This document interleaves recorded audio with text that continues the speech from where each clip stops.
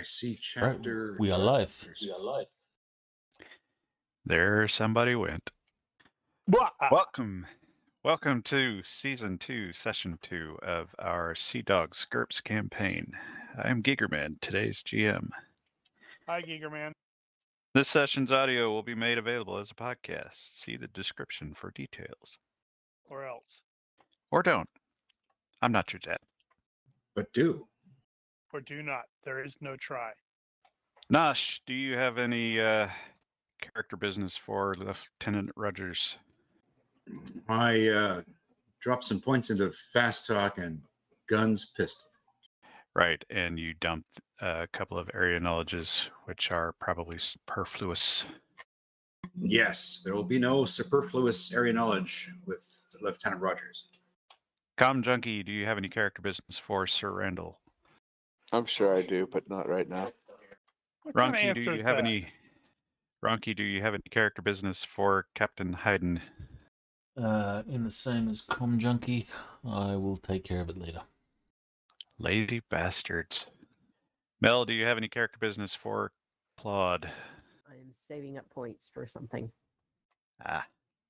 Rigel Kent, do you have any character business for Dr. Spencer? I am seriously contemplating burning the 5 points I have for the first level of eidetic memory, but I don't think I'm actually going to pull the trigger on that. So probably not at the moment. Andricus, do you have any character business for Divino? Who's Andricus? I know. He's some guy who shows up sometimes and never says anything. Sometimes he shows up an hour late. Was like only on occasion. I'd like to bump up. I can't afford to bump up Axe Mace. Never mind. No business at this time. Understood. For GM business, I would remind you guys that you have bennies.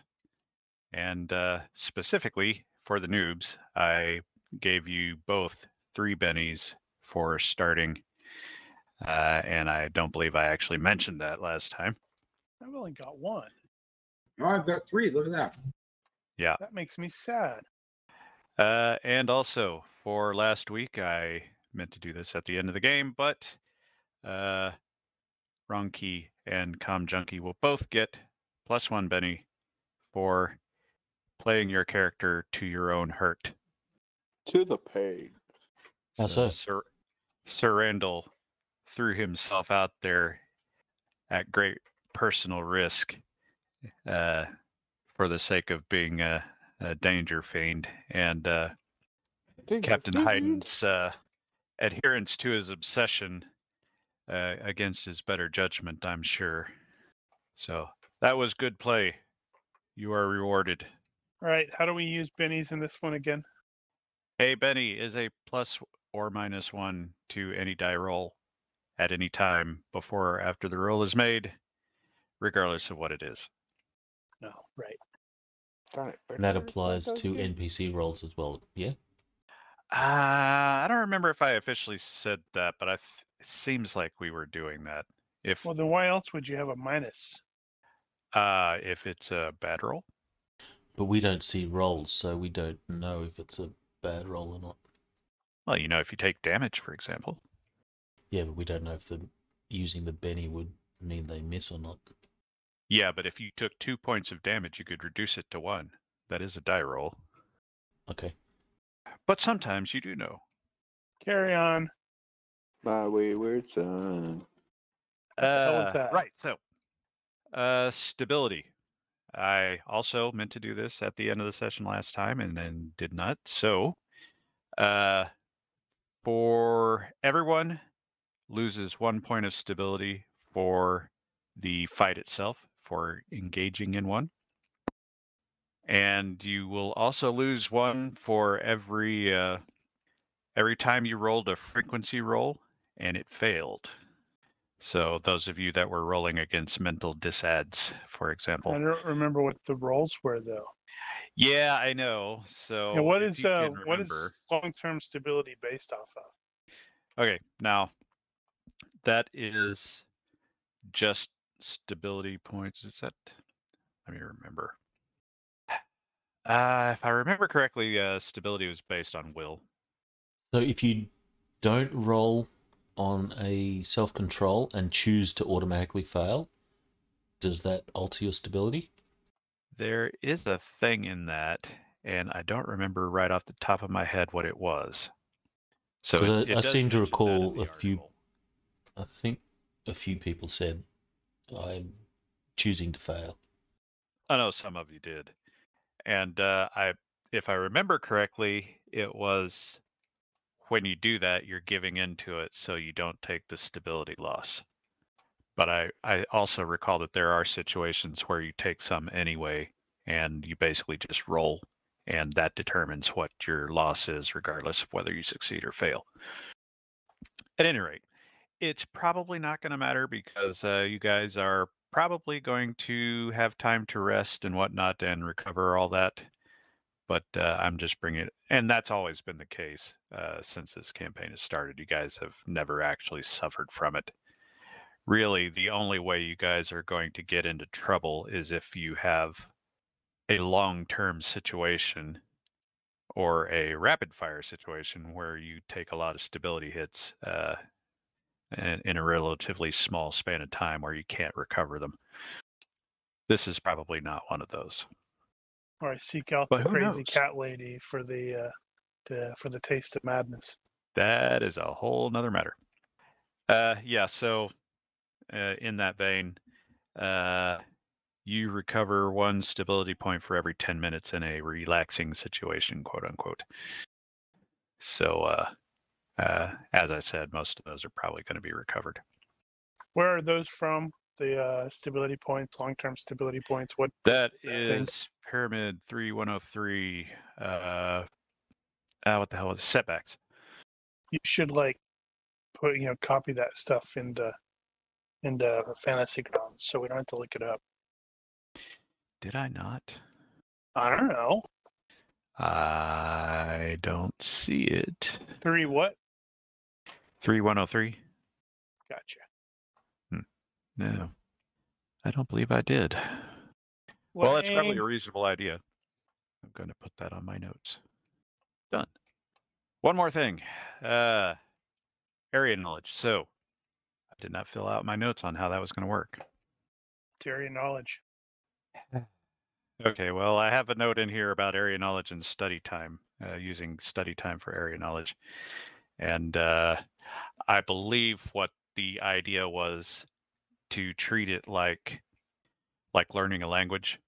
So when you're immersed in a situation where you're learning a language, you basically treat that like you're on the job study, which means you basically get 2 hours a day of credit toward it.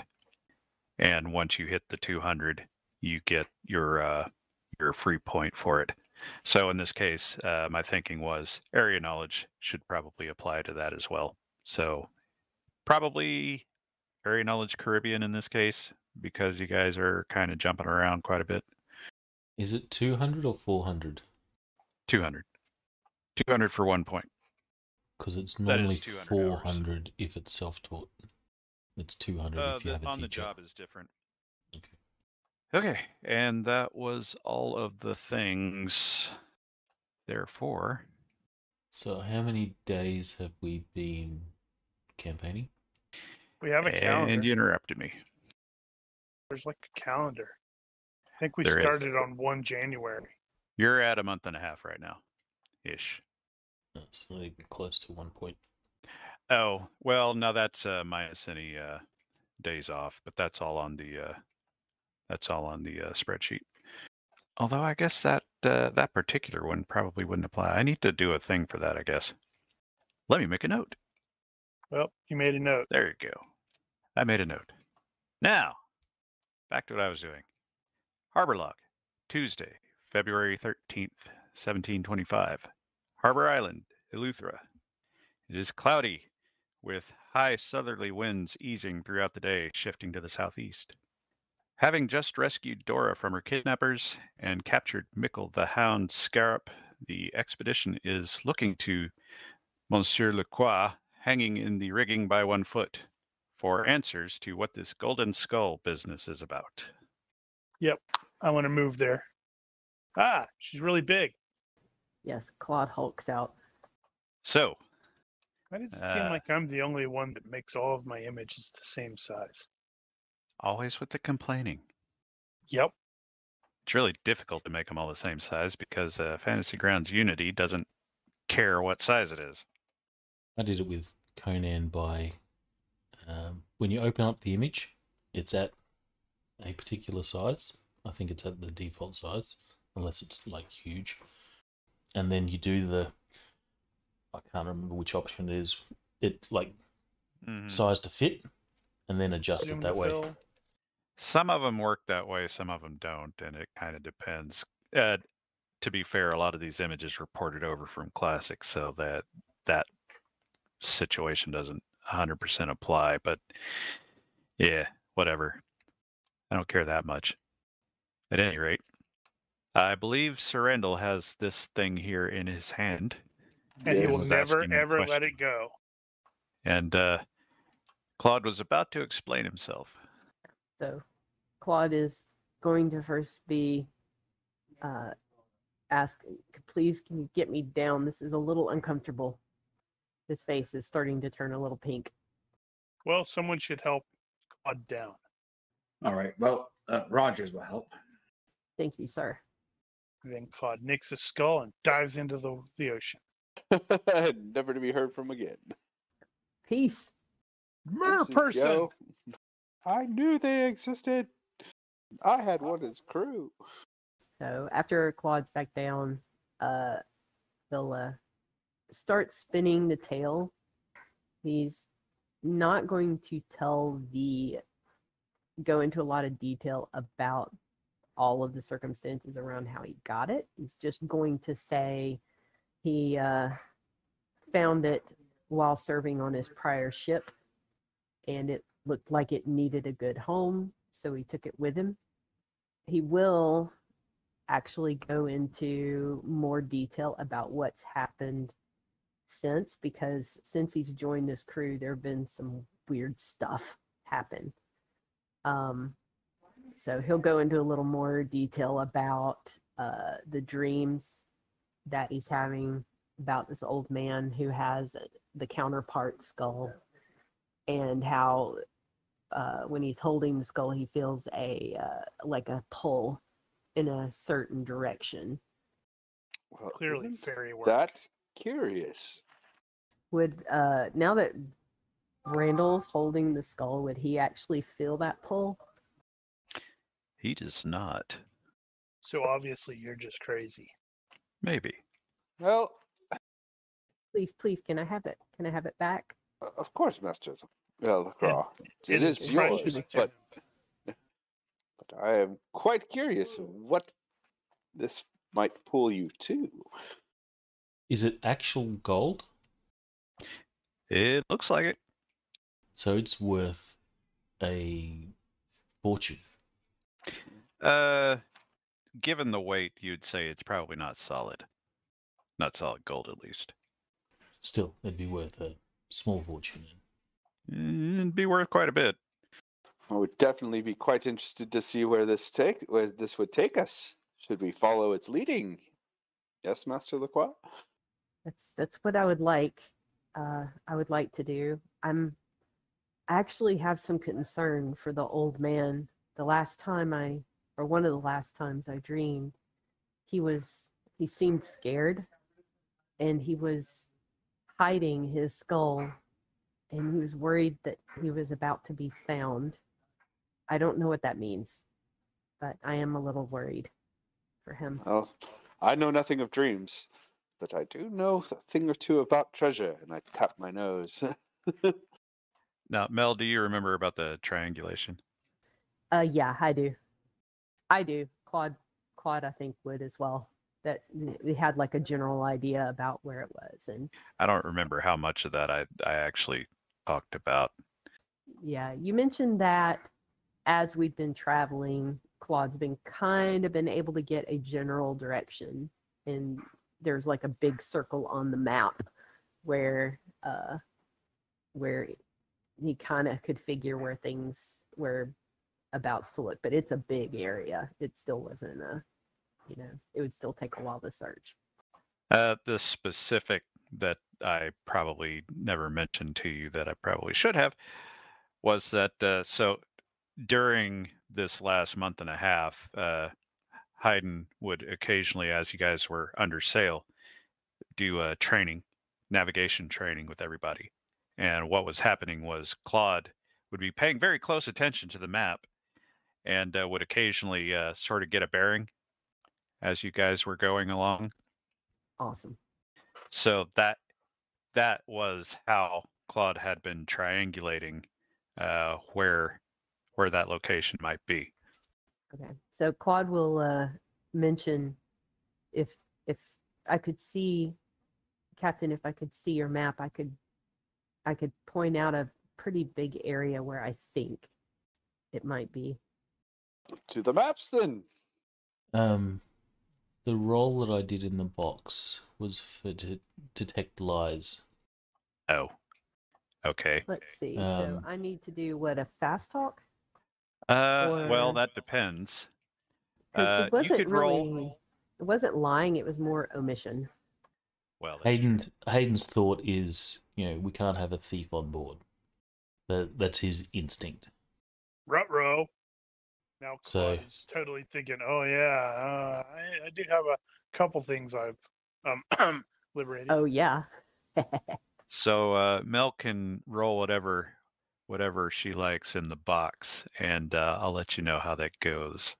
It's probably fast talk. It could be fast talk. It could be diplomacy if she's trying to convince them of that you're telling the truth.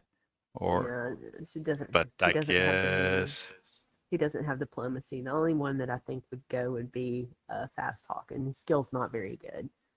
Well, if that's the only one that Claude has, then that's probably the one he's gonna use. Yep, I'll throw it in the box. All right. As Claude continues to tell his story. Oh. Right, somebody else threw me off. Claude continues to tell his story. Captain Hayden does not detect any guile, as far as you can tell, watching the body language. All right, then he's satisfied. Payne, on the other hand, thinks maybe there's a little more to that story. Of course, he said the same thing about the bounty hunter. It's always more At to any the rate. story. The map, Claude will end up pointing somewhere in this general vicinity. Are we already And, going that way? The largest settlement there is Curacao. That isn't Spanish, that is. We were going that way. No, you guys did not make any That plans to is go a that direction. Pretty decent distance off. Yeah. Yeah, so Oh, I if I see. back it up here. I was zoomed in, Yeah. looking at Campeche, and I was like, "What? Why? What? What's going on?" Let me scroll up. Oh, hey, there's a circle down there. Okay, so as indicated, you guys are headed in that general direction, and that is basically the end of what you planned. Now, you guys know of at least a couple of other places that you wanted to go. At least Hayden is wanting to go to Old Providence, which is here-ish. So, I need to go As somewhere, the- someplace. as the journey continues, once you get to Campeche, you guys will make your plans ahead of time, and you're going to be headed in that general direction at least.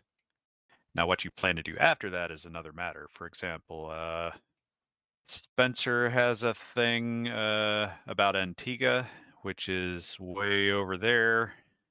Only because the GM rejected my initial idea. And for the record, I have created quests for all the bits that you guys are aware of right now. Wow, look at that. It's a quest. It's a quest. It's not really a quest, but near enough. Here's a recommendation.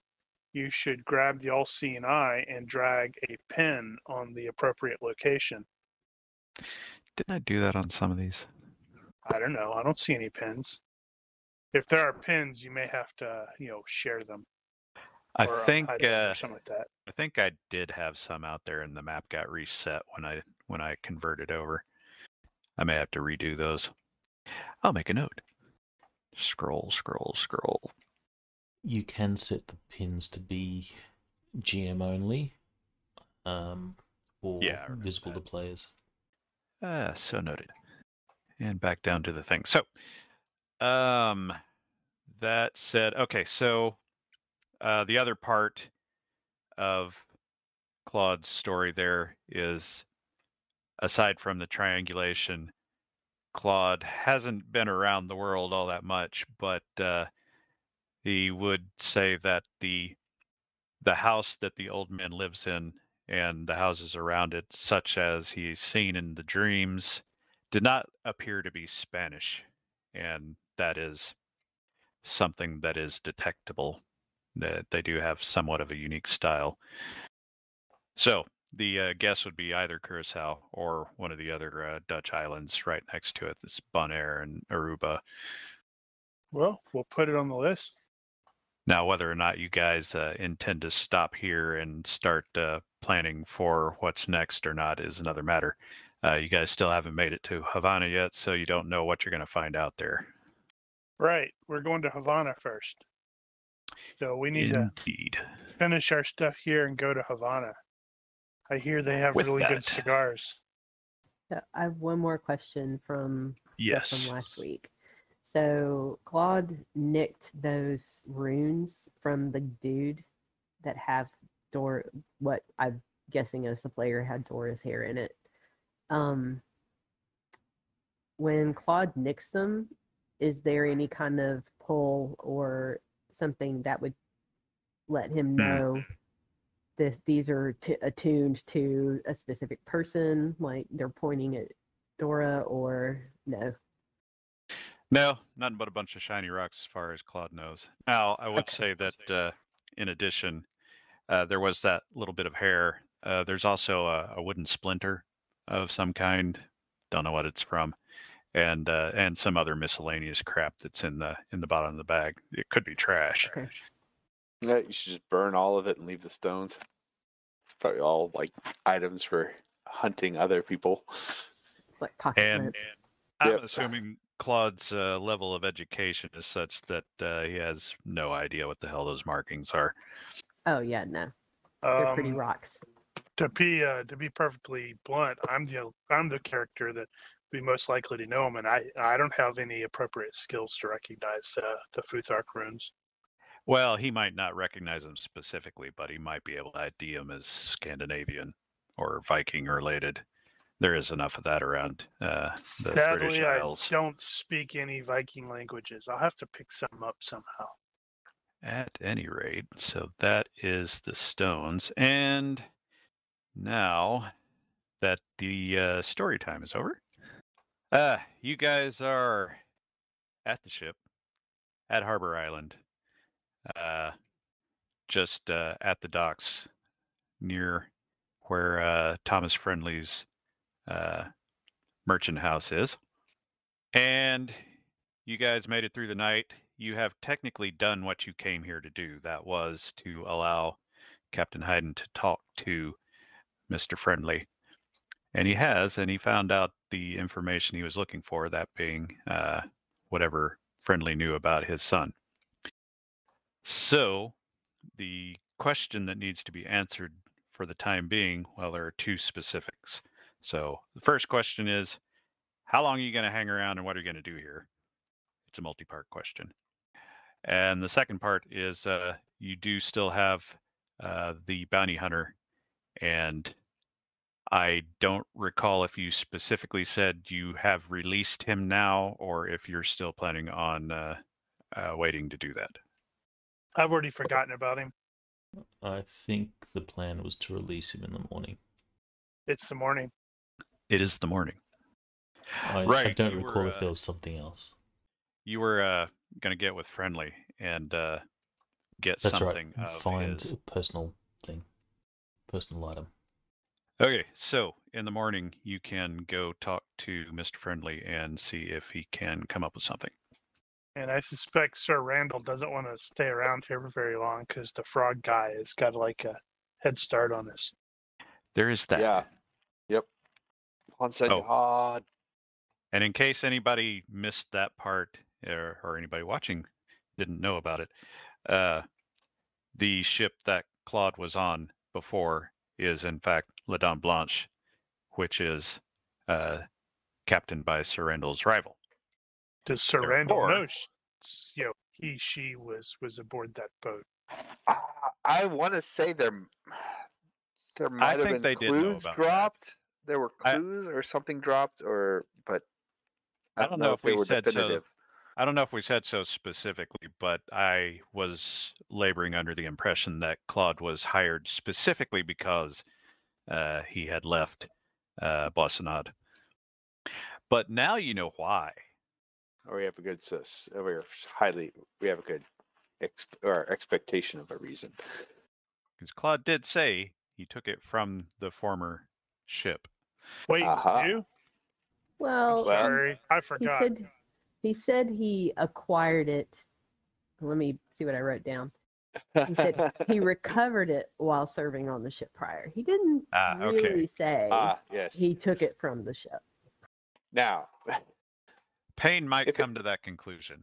yeah, that might be Yeah. something I would come to. But the other that actually works in Claude's favor, because if he can use it to get ahead of Bonsignad for some reason, he will definitely assist in getting one over on him.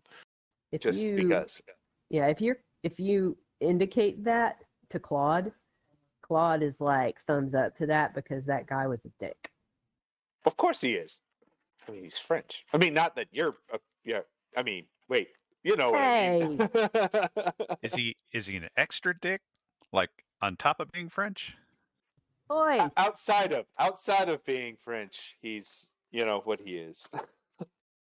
All right, so the first order of business that I am aware of at this point is going to be for Hayden to go talk to Friendly so he can let the bounty hunter go. Do his thing. So, does Hayden have anything specific to say on the matter, or should I just assume? Well, he's just going there to ask if Friendly has anything it's a personal item to his son. Well, he will say, well, he's got all these letters that they used to write, and he'll go over to the place where he's got them all stored and whatnot, and some of them are relatively old. But other than that, he can't think of anything. The letters, who are they addressed to? They were addressed to him. So he had said, and you were aware that they had corresponded while Matthew was on the Cardinal Virtue. And this is all you have of Matthews? He does not have anything else. Well, sir, may I take these letters? He will be reluctant to part with all of them. All right. Maybe that I'm one. going to use diplomacy for influence What is your objective? to negotiate. Well, doesn't matter. The coughing fit in the middle of your diplomatic attempt didn't help. To negotiate a exchange of these letters. He'll say, I need these letters in order to find my son. Well, to be more specific, I need a personal item of Matthew's. If this is all you have, then this is what I need. Well, I guess I'm not that sentimental. Look, I do not need them all, but some of the letters, the more personal ones, I believe. Actually, no, Hayden wouldn't know. Well, he'll kind of sift through them while you guys are sitting there looking at it and say, "Well, that one, there's nothing useful there," and well, this one's a maybe. This one was pretty recent. That might be helpful. I think that might have been when he was in prison. No. And so you'll go through it and you'll kind of pick out which ones are probably relevant or not, assuming that there's anything in them that is relevant, because frankly, that's not what you need it for, but he doesn't know that. What's the general literacy level of this period? Is it Probably likely not that as bad Friendly as can you read? think. It's still not uncommon for somebody to not be able to read, but it's also not uncommon for somebody to be able to read. Well, Hayden will ask, Mr. Friendly, do you mind if I ask, can you read? Of course I can read. Can't do the books otherwise. Of course. Well, may I take these few here? On one condition. You have to get him to come back here and see me. Aw, they're totally not gay for each other. I will pass the message to him. I will encourage that he does come to visit, but I'll not force it. Or at least get an official release for me to see his mum. But don't tell the wife. Hayden will just nod. She likes me. I'm a ladies' man. Of course So- you are. Hayden obviously Oh has... wait, I'm not there. There's a little bit of a conflict of interest there. He will say, I'll pass on the message. At any rate, you have some letters. Well, So, good day to you, sir. going straight to Mikkel. Yes. He will see the letters and say, well, this can do, I think. Unfortunately, this is all that I could find. Well, there's plenty of them at least. Do you want to keep some, or shall I take them all? Actually, in receiving these letters, Hayden would have had a read, just out of curiosity about. You've gone at least skimmed a couple of them, just the first page or whatnot, just to see what the hell they were about. Is there anything that sort of triggers Hayden at all? Not anything specific, I would think. Just Man, my dad's a tool. stuff about this. This is a son that you didn't know you had until recently, and so seeing the way he talks and the things he talks about and that sort of thing, I would say that triggers something, but not anything intelligence-wise, I would say. Although there is a good deal about naval stuff, so the kid's clearly an experienced seaman. Well, Hayden will probably have some sort of emotion, like, I wish I could have been there to teach him. What are you talking about? Hayden's looking at these letters and going, I found the replacement PC for when I died. Cool. Shh. No one knows that yet. You'll just have to transfer your primary essence into him. He's going to go from speaking American to speaking Australian. Now, I am making an assumption here that you guys had basically boarded Mikkel up in somebody's barn or something, whatever you guys had to hand. So he is there, and so basically you bring the letters, and he's like, all right, well, this will work. I will. He'll feel around for a second and say, I had a pouch of stones. Did you take those when you searched me? I did I'm not. going to need that as well. I will ask to see if anyone else did take them. Why do you need them? I need those to find him. It's hard to explain. All right, well, Hayden will untie him, and will lead him to wherever the rest of the crew are. All right. He won't give him any weapons or anything like that. Now, you've also got the other guy here as well. And Mikkel will kind of nod in his direction, say, I suppose I could take him back with me. None of us got seriously injured or anything like that, did we? I don't think any of you got injured. No, you skated on that one. So there's no real consequence if we let him go. Of course, Consider it your lucky day.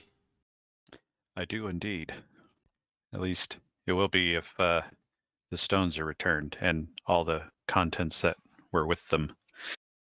All right, so we'll head back to the rest of the crew. Okay. I'm assuming that did not take but, 15 minutes, so everybody's still poking around at the ship. In the meantime, Mr. Bold, who was also there, will have suggested that we should go over the ship and check it for any leaks or damage from the storm last night. And so he's already starting to poke around, and you guys are probably getting involved, I assume, when Captain Hayden returns with the bounty hunter and the other guy, I guess. Bounty hunters. We don't need that scum. Well, he's going away, so it doesn't matter. Gather around. Aye, Captain. Actually, he would probably refer to Rogers and he'd say, Mr. Rogers, gather the crew. Mr. Rogers. Aye, Captain. So Rogers will gather the crew about. Make your address, sir. Last night, when we took custody of Mr. Nichols here, someone removed some items, personal effects of Mr. Nichols. He requests that they be returned. They are a bag of stones. Mickle. That's nice. I have not seen any such bag. Could they have been dropped on our trek from the beach? I think not. They were secure at the time. Perhaps not secure enough. So, I look towards the monkey. That's true. It makes the monkey smile.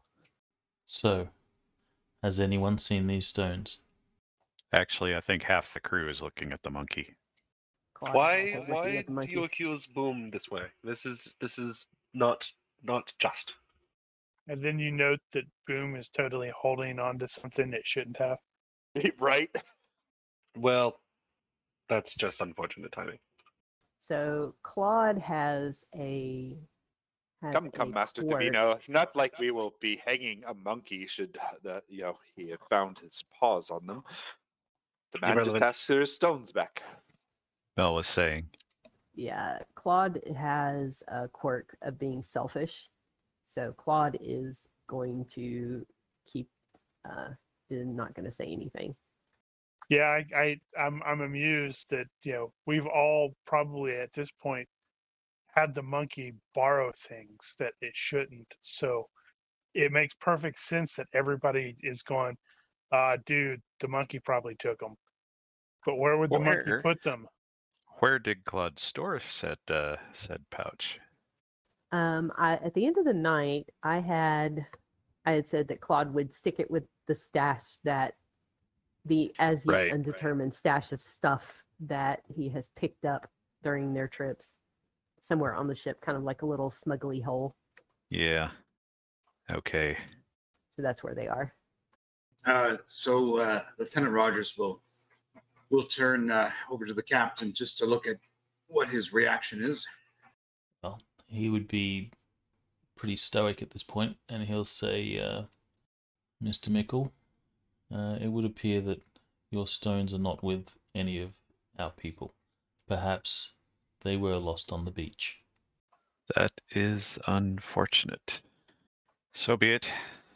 This may just take longer. So I do have a question, though. Yes. After all of this discussion, could Claude kind of puzzle out at this point the hair with the stones now that he said he needs them to find things? Did he actually say that here? Or did he say it back at the house? Yeah, I think he said that back at the house. He probably wouldn't know. And Claude did kind of depart the company.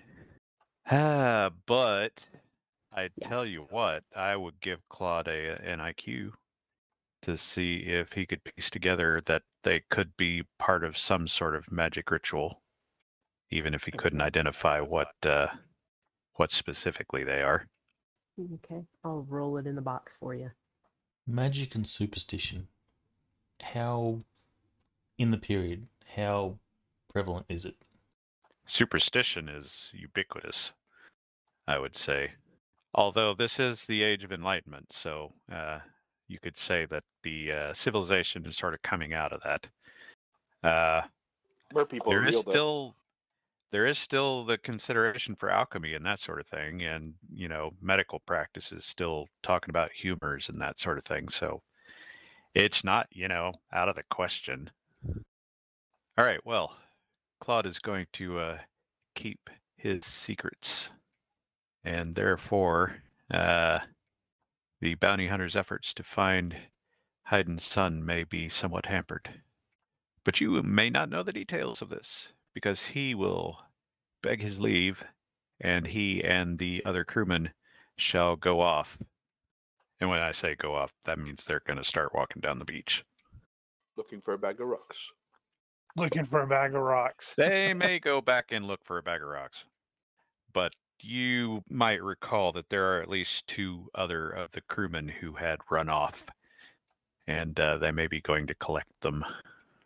In the meantime, the previous question was not answered, that being, what are you planning to do here? Are you planning to hang around? I think we're going to, return to Nassau and then onward towards the west. Did you have a reason to return to Nassau? Supply up, if we didn't already.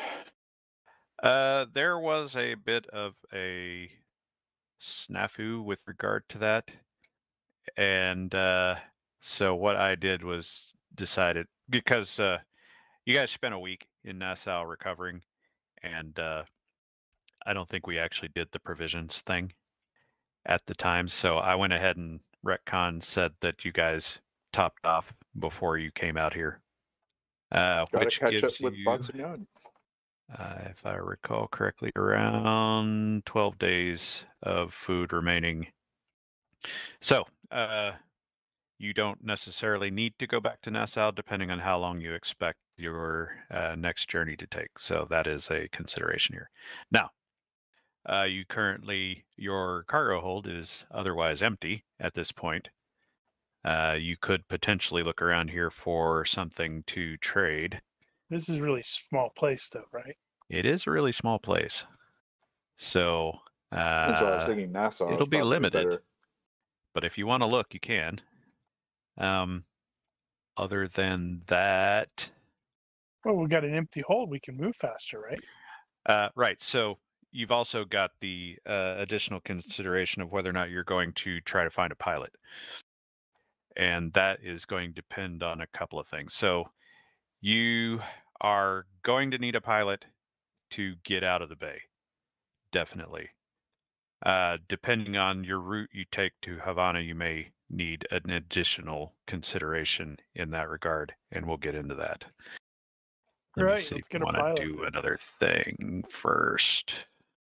So I'll ask again, if you want to bother trying to get any cargo here, or just skip it and get onto it. How long would it normally take to A, get the pilot, and B, get the cargo? Because I think the cargo is like 3 days. It was a 2-day standard, but I'm going to cut that down here just because there's, all of less than 200 people here. How long can it possibly take to find somebody here? So if while somebody's looking for or trying to get the pilot, I could seek potential cargo then. Right. I don't remember what the skill is that I need to use, but Merchant type. Well, we'll get to that in a bit. Well, So you guys are going to I'm assuming we're going to stay? leave the pilot in Nassau, or he'll pop ship after we get past. We'll get to the details on that in a minute. You want to do a rush job and try to leave in the afternoon, or you want to go ahead and stay over one day and leave in the morning? I'm going to say rush job because he's impulsive. Well, that's reasonable. Is everyone else ready to do that? I'm sorry, I forgot I wasn't paying attention. And I get a little antsy when I'm not on the run or not on the hunt. Uh-huh. If it makes sense, safety of the ship and crew wise, then sure, Hayden will support it. we will begin with that in mind. So, I would like to establish some particulars. I'm tall. I have dark hair. I hear phantom voices. All right, so I like we digging holes on are the beach, shiny things. looking at this map. Never mind the fact that it is not very accurate. You are currently here, as indicated, and you need to get to Havana, which is the big blue star to the southwest. There are a couple of ways you can do this, depending on how quickly and effectively you want to arrive. The first way is to go this direction through the Northwest Providence Channel and into the Strait of Florida, Hey, where Florida. you would go south and hit Havana, pretty much a straight shot, possibly hugging the Florida Keys, depending on how you want to do that. Well, hopefully we don't hit Havana. I mean, that could ruin the boat.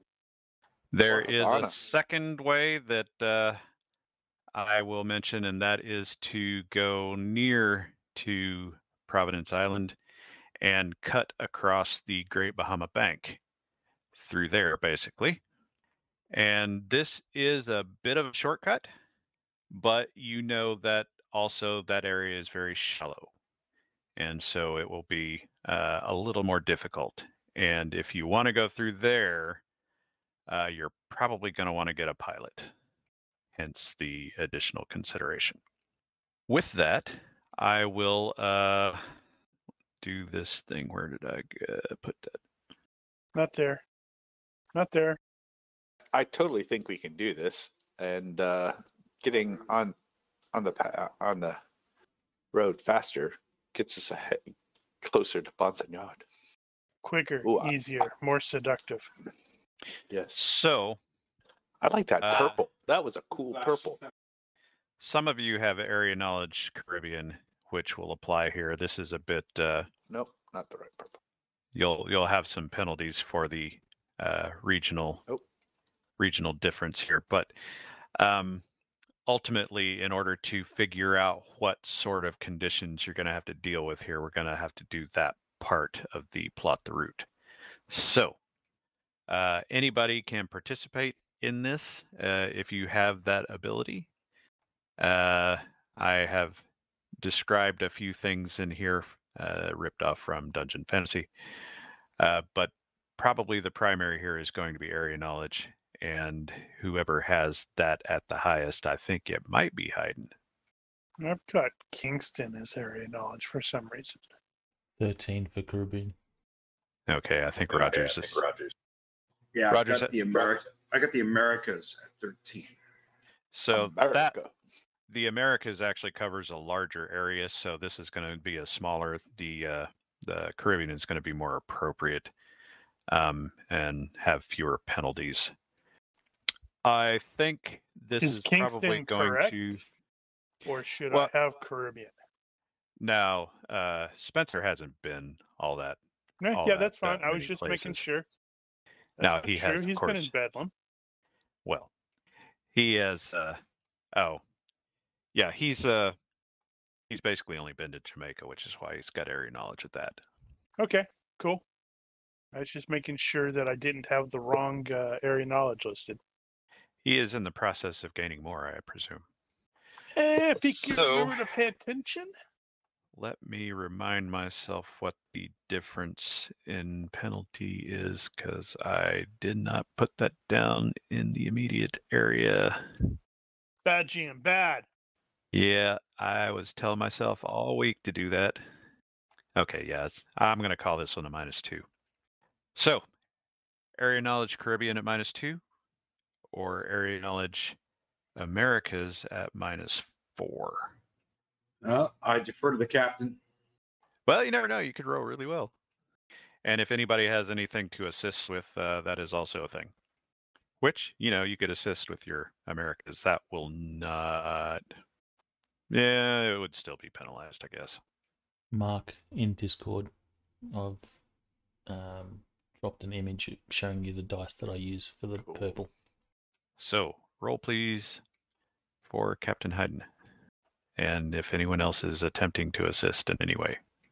I want to. I just don't know how. And we can use Benny's after the fact. Yes, you can use bennies after the fact, and although it may not be necessary in this case. You could also you don't have a bonus for your maps, do you? I don't think your maps are extra helpful. It probably looks about like this one. Yeah, I'll be glad to pitch in some bennies to assist with Hayden's role since Claude is causing problems. Yeah, to make up for it. No, you want to save that for a later part. This part is less important. Yeah. Okay. Well done. No, never And he mind. made it anyway. Wait. Okay, -2. Yeah, you're good. Okay, so because I'm doing these things out of order because I'm a dummy. Damn it, where did I put that? Notes. Right. I really hate it when this happens. Now I've got something written down. I can't bloody find it. Okay, never mind. Anyway, so with a reasonable success there, you are going to know a few things about this situation. So, cutting across the Bahama Bank will shorten the distance a little bit. It will also avoid another problem that you're going to have going through the Florida Channel, and that being the Gulf Stream. So the Gulf Stream is the on-ramp to the superhighway that goes circles around back to Europe and then back here to the Americas in a generally clockwise direction. It is the strongest current in the Caribbean area and can be up to like almost 5 knots, which basically means you're running on a slidewalk that's going the other direction. Now, going through the Bahama Bank will get you outside that current, at least for a little while, and that'll not only shorten the distance, but improve that situation as well.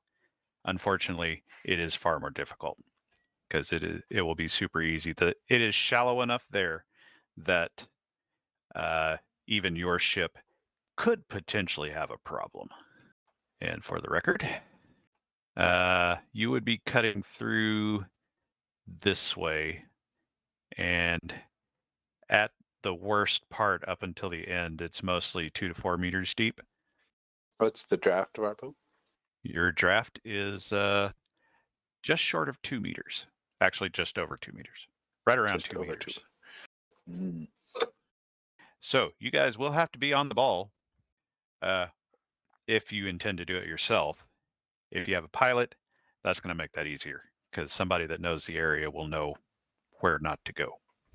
Well, I rolled my overconfidence. I'm sure we can do it. I'm overconfident. I believe in you too. Well, I believe in you as well. Actually, no, it means I don't need to be overconfident. I succeeded. So, how much time do we save? I think it's about 50 miles shorter. It could be potentially half a day. Now, that is making some assumptions about the wind. One of the other things you are aware of in this case is that the trade winds typically blow from the northwest, which would be super helpful. But this is the winter, and sometimes there are storms in circulation, and sometimes the winds go the other direction for no damn reason. So, your overall estimate would be that if the winds are favorable, this could take a couple of days. If the winds are unfavorable, it could take a week or more. And in both, or in the case of the shortcut, we'll save half a day. Potentially, yeah. So the saving is not that much over It's the not a whole lot. period. Now, there is one other consideration aside from the wind and current, and that is Guardacosta. So right now, you guys are aware and you know enough about the area that you know that the Guardacosta coming out of Havana are not uncommon in this area, and they are assholes. And the Florida Strait is a big-time trade lane. whereas the Bahama Bank is not. And also the Bahama Bank is going to prevent most bigger ships from going there at all. So there is a safety consideration as well. Randall, Mr. This Bossonard, He's a right ass. how well do you know him? Is he a gambling man? Would he take the safe route, or would he take the shortcut? Oh, he would definitely take the shortcut. Then I'm afraid I think we must too. I have So, all confidence in your abilities, Captain, Mr. Rogers. so do you get help, or do you try to go it on your own? Ooh. Now, you could do when I say get We go help, it on you our could own. do it- You can I do it a agree. couple of ways. Well, it's too late, but I'll go ahead and say it. You could hire a pilot to go with you and guide you through, or you could actually just talk to somebody who knows the area a little better and could at least give you some pointers, if nothing else. Well, we'd probably get the most current maps and stuff. And pointers. You could at least do that. At least that. Given If where we you have- are, it's going to be difficult to get them here. But this is it's a port, so If we have some new and accurate maps or some Well- current information, then I believe we can do it ourselves. We will not need a pilot. Would it behoove us to do this search in Nassau and not where we're currently located, seeing as Nassau's probably got more people that are more populous and more current with the well, goings on? more is relative. Right. All right. Then I say we make sail. Nothing like a little adventure. Something to keep us on our toes, right? Okay, Spice so of life. Of course. if I have this correct, then you are planning to leave as soon as possible. You are going to take the shortcut and not immediately planning on stopping anywhere else that I'm aware of. That's as I understand it too. Except for Nassau to get better maps or information. So you are planning on stopping in Nassau. I thought It's on the we were way. separate. It's not really on the way. I mean, it is, but it isn't. It's going to take off a fair bit of time to actually stop at Nassau, to enter port, to go ashore, to go poking around for maps, and then depart again. There is going to be a trade-off there. Not that I'm trying to talk you out of it. All right, then let's try and find some information and maps here. If we can find something here, then it'll mean we don't need to stop at Nassau. Indeed. Actually, how's it That pronounced? Is said- it Nassau or is it Nassau? Properly it's Nassau. It's German, or isn't it? Nassau. Bohemian, I think. Do you need a roll to find maps? Wait one. So I am processing. Okay, so you guys had a brief conversation about where to go after the bounty hunter left your service, as it were. And you guys have briefed the rest of the crew that any business you have going ashore, make it quick. And aside from looking for maps / information about the shortcut, you don't have any plans on looking for anything here. So, that said, the crew will go ashore and split off their separate ways unless you are intending on keeping a guard aboard the ship that is not one of you. Question mark. Well, I think Article is going to be doing the potential, trying to find whatchamacallit, cargo. So he wouldn't Oh. remain on the boat. So he is actually going to go look for cargo. The rushed, yeah. It's like, hey, Okay. if there's anything that's needs to go out or can go out ASAP, then let us know because we're about to go. All right, I will consider that. So Article has a second thing that he has going on. So you've already spent a usage of serendipity to get Right. the good surgery tools, so you know that Thomas Friendly actually has a medical chest that is of improved quality from yours. Right. Now, you had already discussed that with the rest of the players, and they were willing to allow you to use company funds for that. A new set would be around 30 to 40 pounds, which is quite a bit. Yeah, I don't think it's going to be a new one. It's not new, and so you would probably all be aware, and specifically Hayden, since he's pretty good with the area knowledge in this area, will know that the people here in Harbour Island make a fair amount of profit from wrecking. That being that's the fun. recovery of goods from ships that have wrecked in the great many reefs around this area. And so chances are that particular medical chest came out of a wreck. So you can throw that into your things to do. Yep.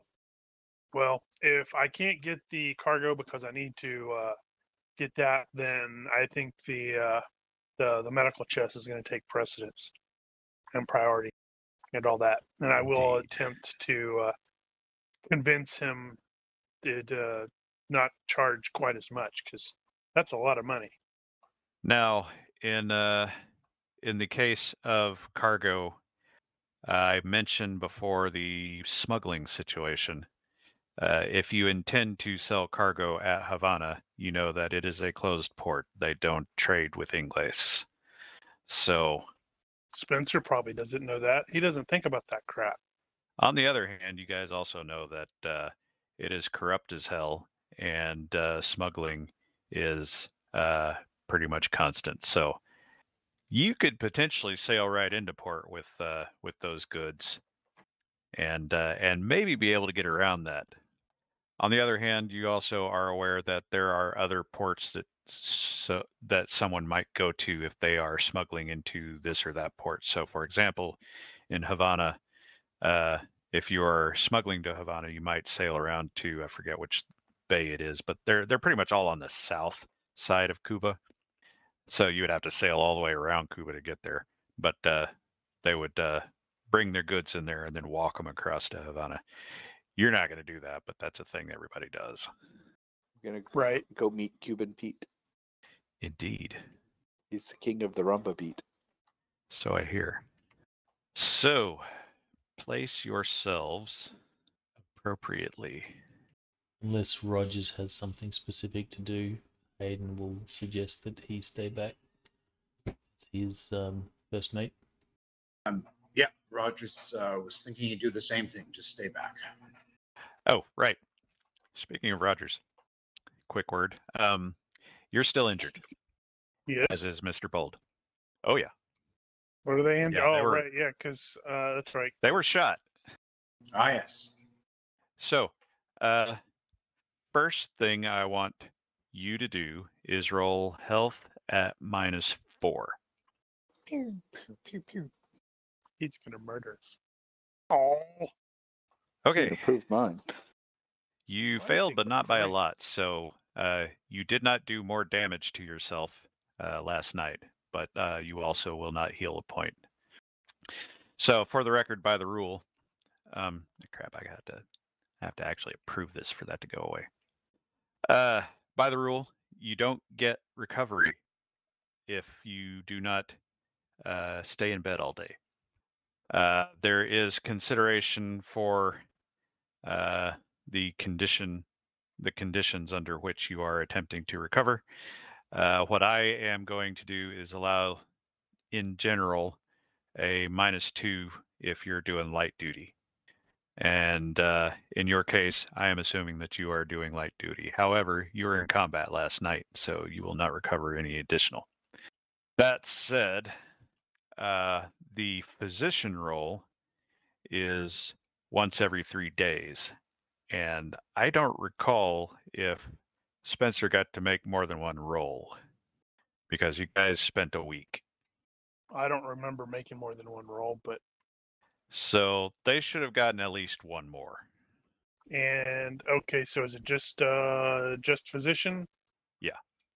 Okay, I gotta pull my stupid physician up and see what. Uh, diagnostic manual. What is up with that? Hmm? Oh, I've got a modifier. It's like diagnostic manual +2. I'm not sure. I should That's end up. if you're using diagnosis. No, it's a book, Yeah. and it's a modifier for Yeah. physician. Yeah, So it's a guess- I modifier guess- for physician. Yeah, Okay, yeah, I guess. Groovy. I believe you were using that. We Well, you would have gotta recovered all give our us success. stability points overnight. I believe so. You guys didn't accumulate that many, so that was enough. So did I need to make 2 more or just the one in that? Just the covers one both? for now. The next one Roger, will roger. come up tomorrow, I believe. So Rogers will get one more point back, and that will have been recovered during the week. Excellent. Beyond that, you'll get to check again tomorrow, assuming you stick to light duty, which is currently what you're doing. Mr. Bold will be doing this as well. He's going to stay seated and relaxed Sipping some rum. while the doctor nags at them. Oh, All right, wait, so I'm the one that's sitting here, relaxed, sipping rum. let's see. All the crew guys are going to be unassigned, I suppose. They're doing things. All right, now, Palange, who would normally be looking for work, knows you don't have any time for that. Also, there's hardly anybody here. Well, all right. And Claude is hanging out at the docks. And writing something up. Yeah, we don't have to spend a lot of time on it. We've spent enough time on Claude. So, but that is the intent. Oh, well, okay, gotcha. Part guilt, part self-preservation, as Claude really doesn't want to get keel-hauled. You know, I should make you roll stealth for that to see if anybody notices. Claude's got holdout. Would that be more appropriate? No, this is in general, sort of an overall abstract. Okay. Do you want it in the box? No, you'll probably know if you fail.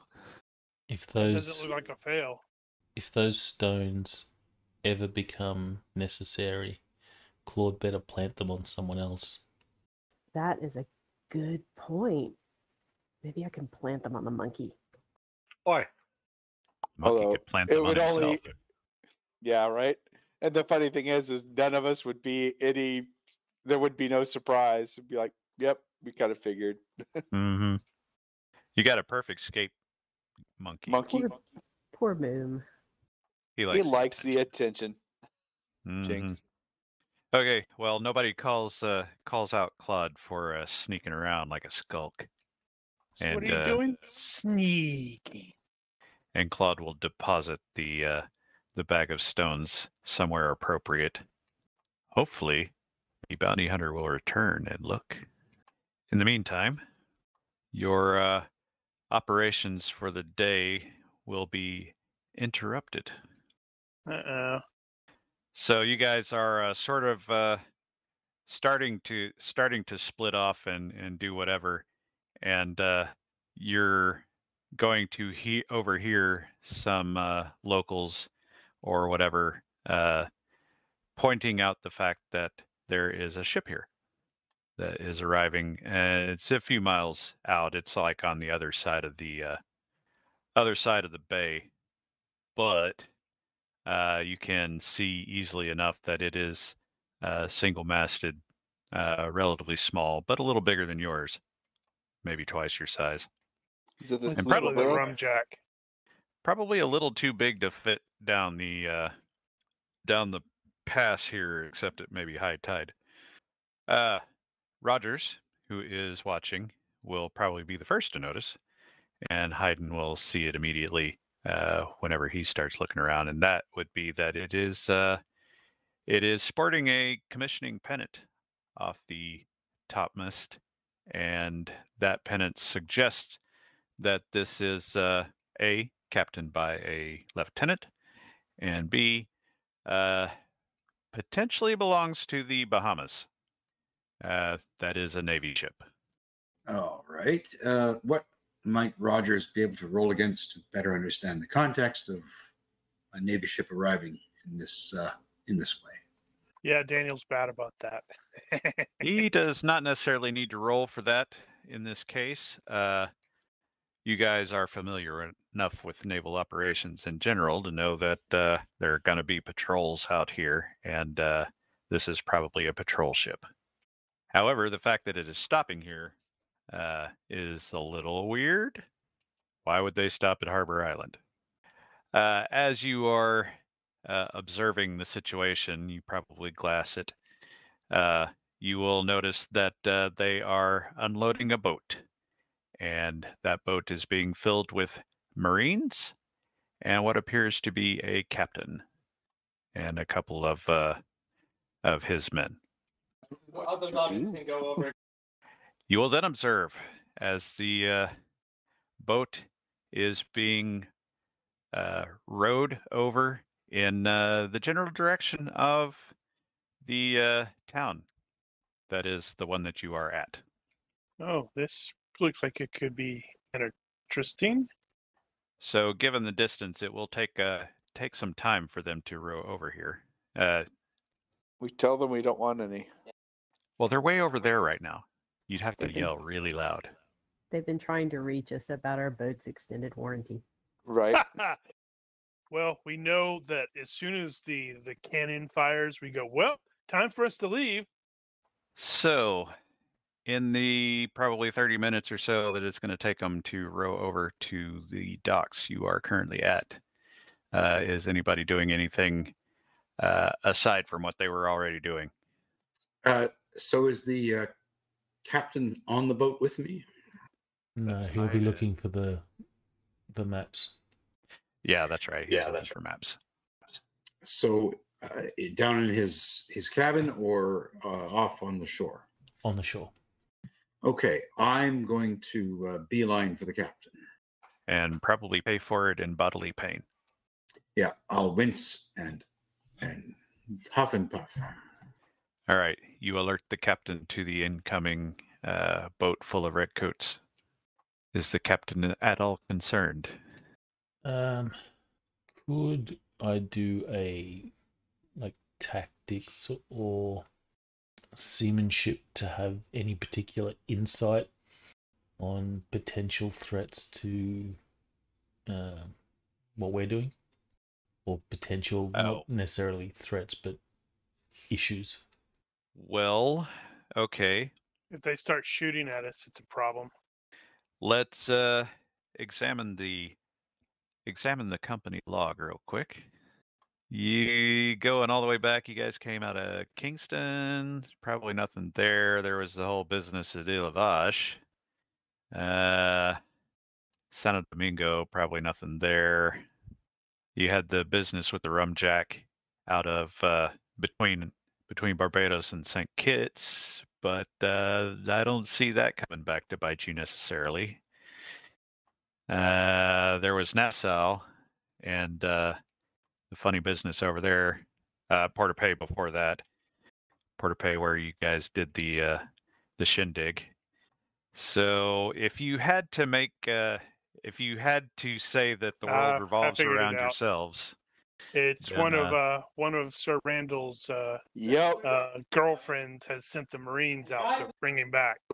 Yep. Make a an honest man of me. you have found Yep. me out. I knew So it was those are some that. things that Hayden can think of that could bring the military over to your ship, assuming that that's what they're here for. There is also the Guardacosta aforementioned. So there's any number of reasons why they might want to come here to check on something related. Also, there's a whole bounty hunter thing. You don't know what anybody else knows about that. So no obvious concerns at this point then? Nothing immediately obvious. We always tell them that we have we've already got one.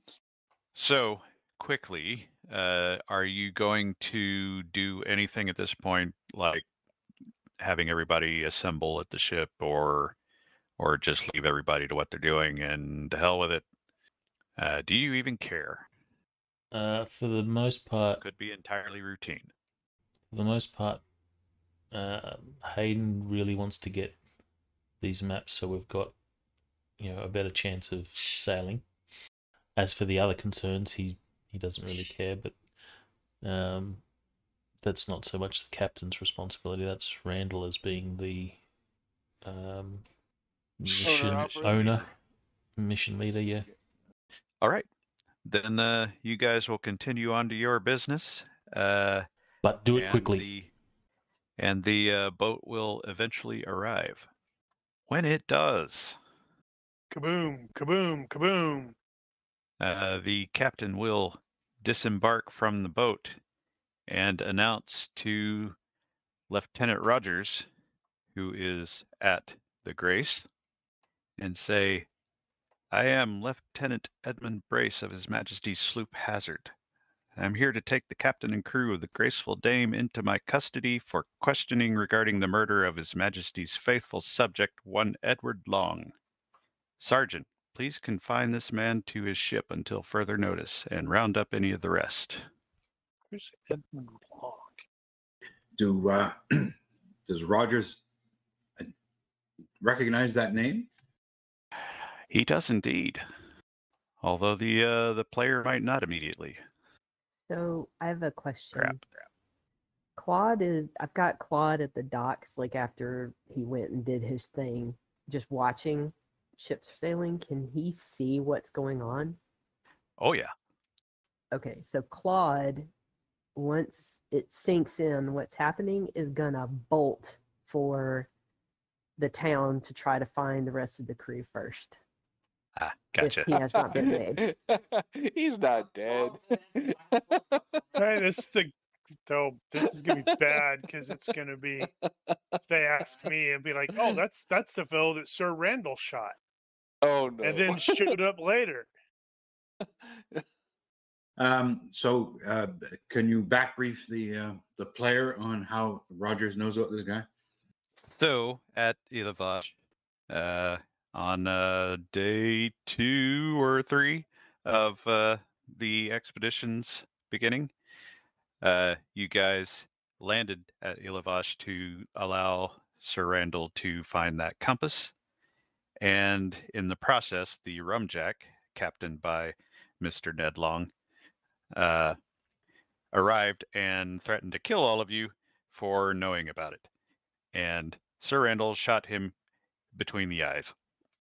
Very, very, as far as he knew, dead.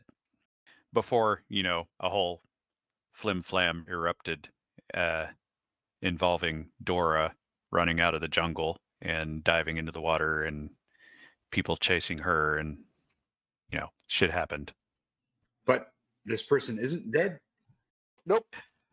Not really. You guys also encountered the same fellow, or rather, I should clarify, Randall ran into this same guy at Nassau a week ago, and he was very much not dead, although he did not say he knew anything about it, and did not claim to actually be that guy. And so Rogers was present when this Ned fellow got shot? He was there when he got shot. He didn't see him at Nassau. Now, Payne went back and told everybody that he was there, but you might all think he's nuts. And you might be right. He might not be very wrong. Okay, so what does Rogers know about what orders have to be written versus just this man's word that he has the right to take us into custody? I think Rogers would be aware that this guy, who you've never heard of and don't know at all, probably is not the origin of this, because there's only one person out there that would know. who killed Ned Long, and that is Ned Long. So this guy has been given orders to come here and question you guys. Now, he could be taking orders from the Admiralty, but that seems probably a bit of a stretch. Since you know that he is part of the Bahama Command here, that it's as likely he could be getting his orders from the governor or one of the governor's administration. But it's hard to say. Well, way to hose the party there, Sir Randall. Hey, it keeps things spicy? Question mark? So he, who did he say specifically he was going to take into custody? All of us? Yep. All right. So I'll look at him and say, well, by all means, do what you feel you need to do, Lieutenant. However, I do hope that you're not being sent on a wild goose chase. He will very subtly roll his eyes before responding. Is your captain aboard, sir? No, he's not aboard. At this point, he is going to, let's see, you've got Bold that's definitely aboard still, and I didn't actually put that. Actually, he may just be relaxing somewhere else. He is, so Lieutenant Brace is detaching some men to go round up the rest of the crew. He will ask if you would please cooperate and point out where he can find them. And in specific, the captain. And, Now, for the record, this is a really small town, and you could probably see everywhere anybody's gone from the ship. Well, there's a bit of a hill there, though. I think this is that foreshadowing the team was talking about last session about why the depth of this area is so important to know, and why they X the other way out is available to us for the boat, and because their boat probably has a deeper draft, maybe. Why would we run away? That ship has definitely got a deeper draft. Oh, right. I know why we would run away, because you're guilty. Well, no. So, Self-defense. No, the guy's not dead, and it was self-defense. is Lieutenant Rogers going to point out where he thinks the captain is? one moment, please. Yes, he will. Cute Keystone Cops music. Very well. Now, Claude was observing this whole thing transpiring, and Claude took off to let other people know that this was also transpiring. So, Yeah, Claude will make a beeline for the captain first. Capitan! And go through the whole what he saw. right.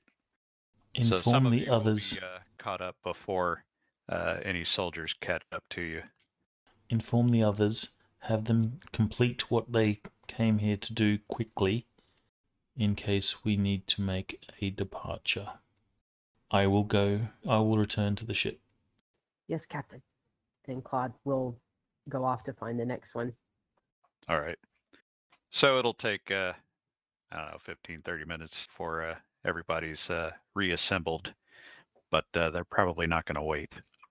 The primary concern, though, of the captain is to get the map, and that was his main concern, to do that quickly when he first saw them arriving. Yeah, he will have been in the process of getting whatever he's getting, and can return to it, providing you don't end up hanging for some reason. Well, he'll try and get the map before people catch up with him. He wants to finish that We shall see. transaction quickly. Noted. Well, he wants to try and have the map before getting arrested. So we have the map. Right. We have the shortcut. Right. Gotcha. Okay. Hayden will wrap up quickly and return to the ship, at which point he will be greeted by Lieutenant Brace.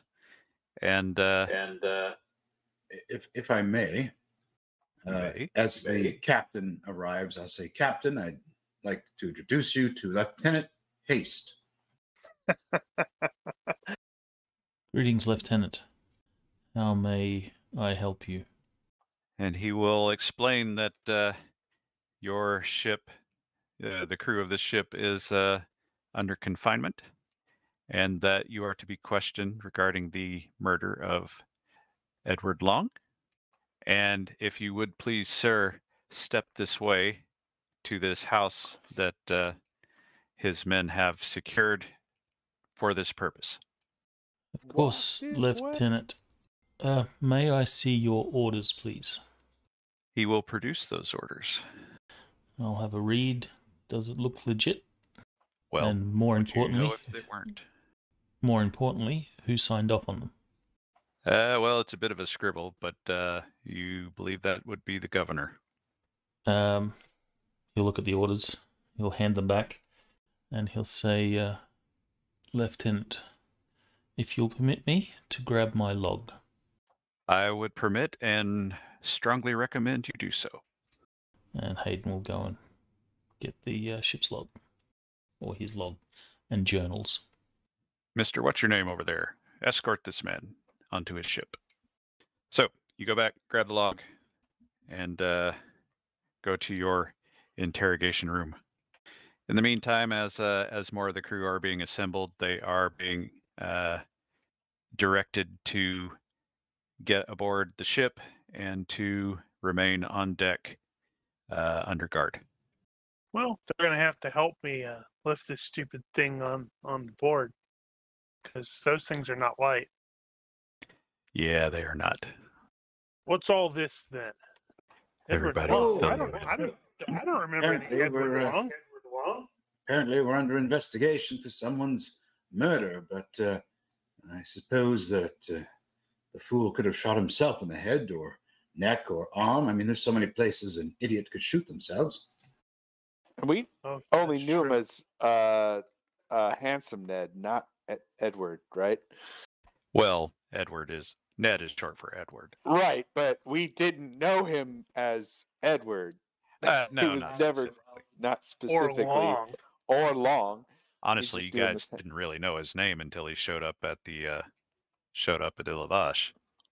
And even at that, I don't think he gave us his real name. I think somebody referenced him by name before you met him, or maybe it was after. I don't remember.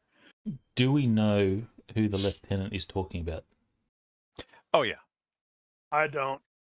I have completely and utterly forgotten this entire incident. Well, I'm completely and forgotten. Other than Dora. The player has completely and forgotten the incident. That's like too long ago. Explained all that. Oh, I know. I know this, but it was self-defense, was it not? We could actually plead self-defense. Oh, well, I mean, yes, he did say he was going to kill you all. And the events that led up to the shooting would justify self-defense? Well, I guess that's for you to decide. Well, or for someone else to decide. Possibly. So I would is this consider English self-defense. law or naval law that's coming into play? Yes. Well, they're both the same. Is it only Randall that saw him later on? Wow. Point of order. I don't actually know what to do with that. I think that's going to be one of those where Dr. Spencer is going to, ask to see the orders and then promptly point out several errors in the orders as written. Well, he's not there yet, though. Well, once he gets there. That's right. It's like, wait a minute, why the hell does the doctor know all this crap about law? Was it only Randall that saw him later? It was. Yes. And was that mentioned to everyone? Yes. So we know that he's not dead. No, we know that Randall claims he's not dead. Randall might have just been true. drunk. Or maybe maybe the dude had a twin brother. Maybe he's triplets. There's a lot of maybes in this. So, Maybe it was a fairy. You will be seated in probably somebody's barn or some some foyer somewhere. I don't know. And Lieutenant Brace will enter. He'll have a couple of guards with him, and will begin grilling you. Grilling for us? What's he grilling? And the general gist of what he is doing here is he is getting your side of what happened. Well, first specifically at Ilavash. I'm unsure of who this Edward Long is. I'm not talking to you yet. Oh. All right, so the events, Hayden will basically quote his log. He says, as we all know, memory will fade with time.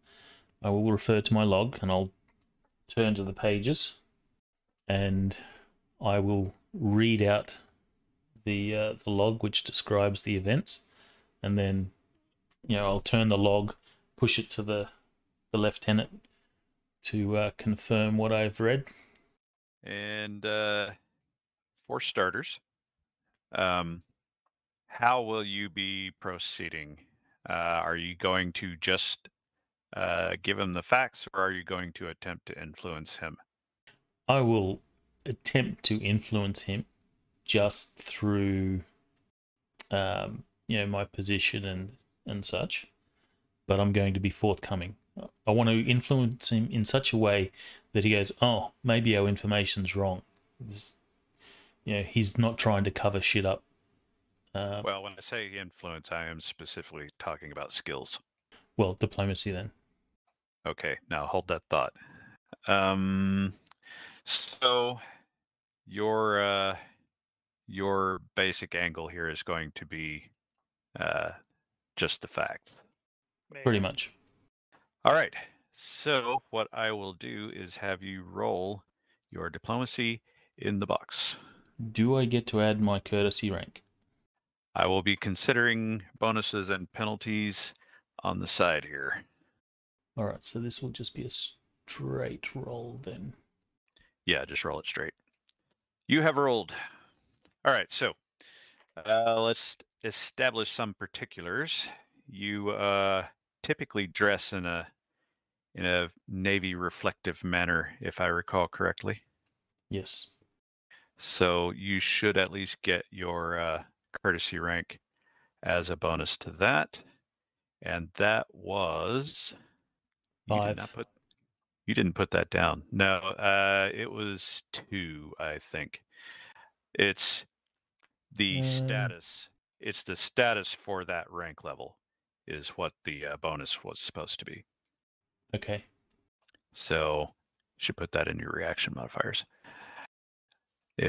And let's see. What else do you think would apply without anything specific? I don't think overconfidence will apply. I have the traits. Born war leader.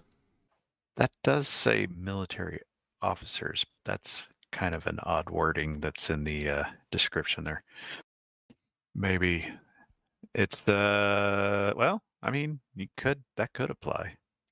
In which case, God help us. Let's see. No, Hayden will help us by being a born war leader.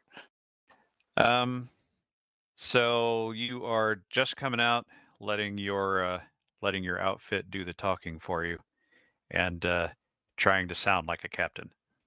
Correct. And no small talk, just get to it, shove the facts out there, and get on with it. He will be curious as to, to send a warship to find, the murder of someone that appears to be mostly a nobody. Seems a little extreme. So Hayden will ask, what is the significance of Edward Long? Why send a ship that could be better served, doing other things? It doesn't seem fitting. As you've been getting into the interrogation, the guy seems fairly, I wouldn't say amicable, but you guys clearly got the Navy vibe going on there. So he's respectful of your courtesy rank and all that, and you're clearly bringing that across. So he's been pretty receptive to you so far. And so you've gone through your story and you told him, you asked him the question, what the hell? And he's like, orders are orders, sir. You know that. I don't ask questions. But it does seem a bit excessive. Oh, it is. I have better things to do right now, to be frank. But you didn't hear that from me. Of course. The governor says, go do this thing, I go do this thing, even if the accuser seemed a bit seedy to me. Well, as you've seen in my log, he was not an upstanding gentleman. And I'm sure he has not, or we were not the first that he has tried to meddle with. I will admit that I did overhear them say that he was a king's man. Do you know anything about that? And king's man means what? That being, he is some kind of agent, quite possibly a secret agent. Even a secret agent, man. Could I roll against my trademark? Well, if that is the case, he did not act in a manner befitting to his station. For the record, Lieutenant Rogers is not currently in the room. Okay. But hold that thought. Nice try. Yeah. However, I do believe that Edward Long is not dead. And then I'll refer to later in the log where I've written that Randall had reported that Edward Long was... Sir Randall. Or Sir Randall had reported that he'd seen Edward Long in Nassau. He'll turn to that page in the log, and again he'll read from it, and then turn the log back to the lieutenant to read. You're going to see the look on his face change a little bit to something a little less amicable as he points out to you that, okay, so here in your log you say that this man was killed, and here in the log you say this man was not killed. I understand. These two things don't work. Of course, I understand that. We thought him dead, but we did see him again, as you see in my log. And there would be, Hayden has like poetry and writing, so there would be some flair to what he's written. Right. It wouldn't just be straight facts, it'd be colourful language. He would be reporting that this is an oddity. Perhaps we thought he was dead, but he had survived his injury. He would probably, he'd be putting some thoughts as to why he wasn't dead in the log. Like at the Nassau entry. Yes. So it'd be things Surprise, like perhaps he wasn't dead. Maybe we only thought him dead. Things like that. Well, surely there would be some evidence of him being shot in the forehead, but you do say you didn't see him. I understand there is a Sir Randall Payne on your crew who was the accused trigger puller, and it seems here that you say he is the one that saw him alive later. Do you think it's possible that he was fabricating this story? Yes.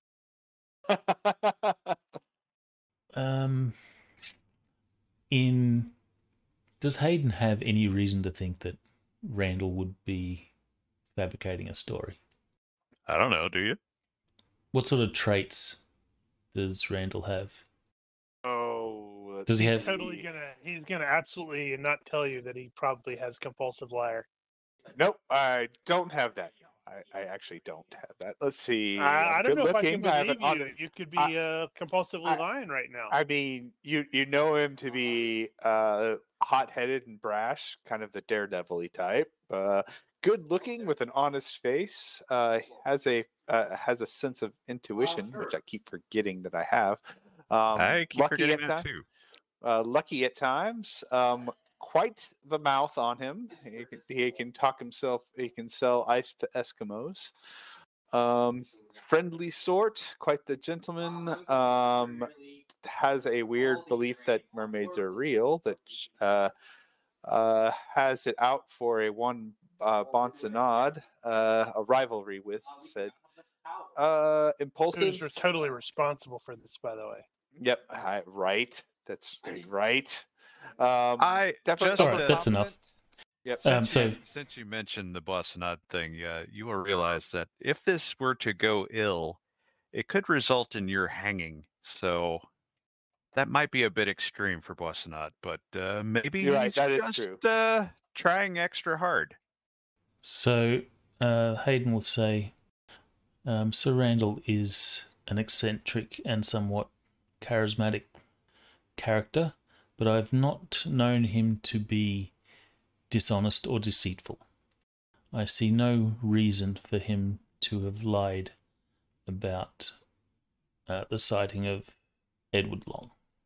Very well, sir. I shall question him next. And thank you for your frankness. And then Sergeant, Mark's going to please come in there and escort this lie fellow his back ass to off. his ship. And you will be escorted back to your ship.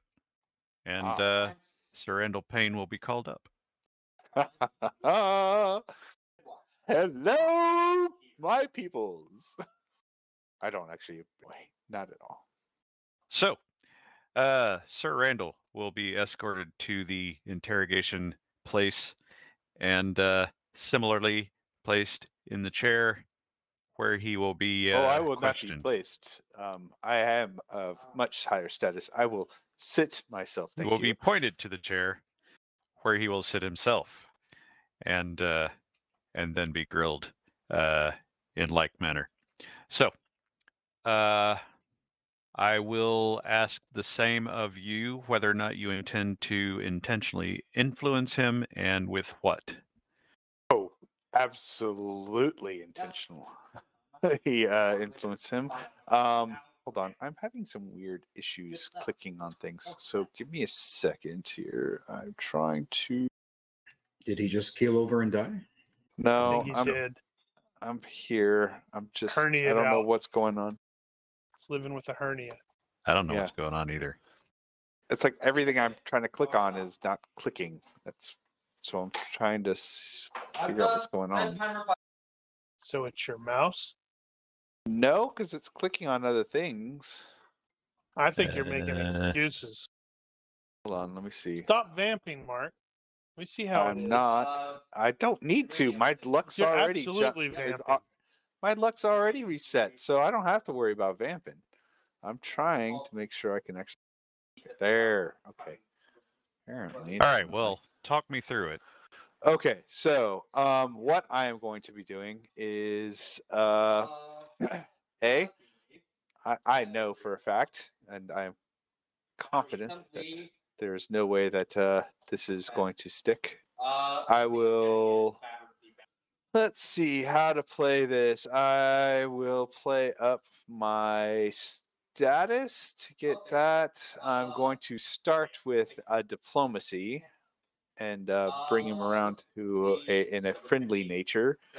But as it will probably come down, I will definitely use fast talk in a way to indicate that har, this is such the most unusual and cruelest joke to be played by said Ned, in that he is not dead, and this is probably some way of getting back at me for a kerfuffle that we did have on a beach one time, in which we did best him, but we left him for certain alive.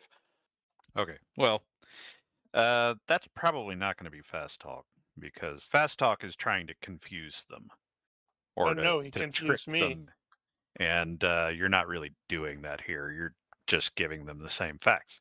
So Well, I'm leaving out the part diplomacy that is I did, probably in fact, appropriate. shoot him in the head and completely intentionally meant to kill him. I'm leaving Yeah, that part but out he for was sure. a bad man, right? So He was. you're not And- giving the whole truth, but you're not necessarily trying to trick him either. So, or confuse. But I will him. also try and lead him to believe that maybe this whole thing is a ruse on Ned's part Right. as a Kingsman thing. Some weird. So noted. So, He's going to make it worse. go ahead and roll your diplomacy in the box. You can include your status if you want to go ahead and do that, because that will definitely apply. Back. Why is it not adjusting? Hold on. You're doing it wrong. And I will throw every point that I need to get a crit success, if necessary. Understood. Right, your status too. I forgot that. I will not Okay. be touched by like Which some is why Honda. people should not be referring to him as Randall. They should be always referring to him as Sir Randall. So, he asked you for your side of the story, and he is very polite when he does it. And you start giving your spiel, including your opinions about why this might be happening in the first place. Now, at this point, he does do some back and forth on the nature of the questions that you're bringing up. That being the fact that you have just admitted to the fact that you shot a man in the forehead. I didn't who admit was, it. Nope. I don't say that I shot anyone.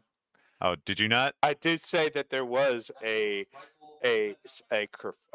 kerfuffle, an argument had arisen, but I left that beach and he was very much alive. Now that is a lie. Oh, Or so at least- you are saying that he was alive when you left. Yes.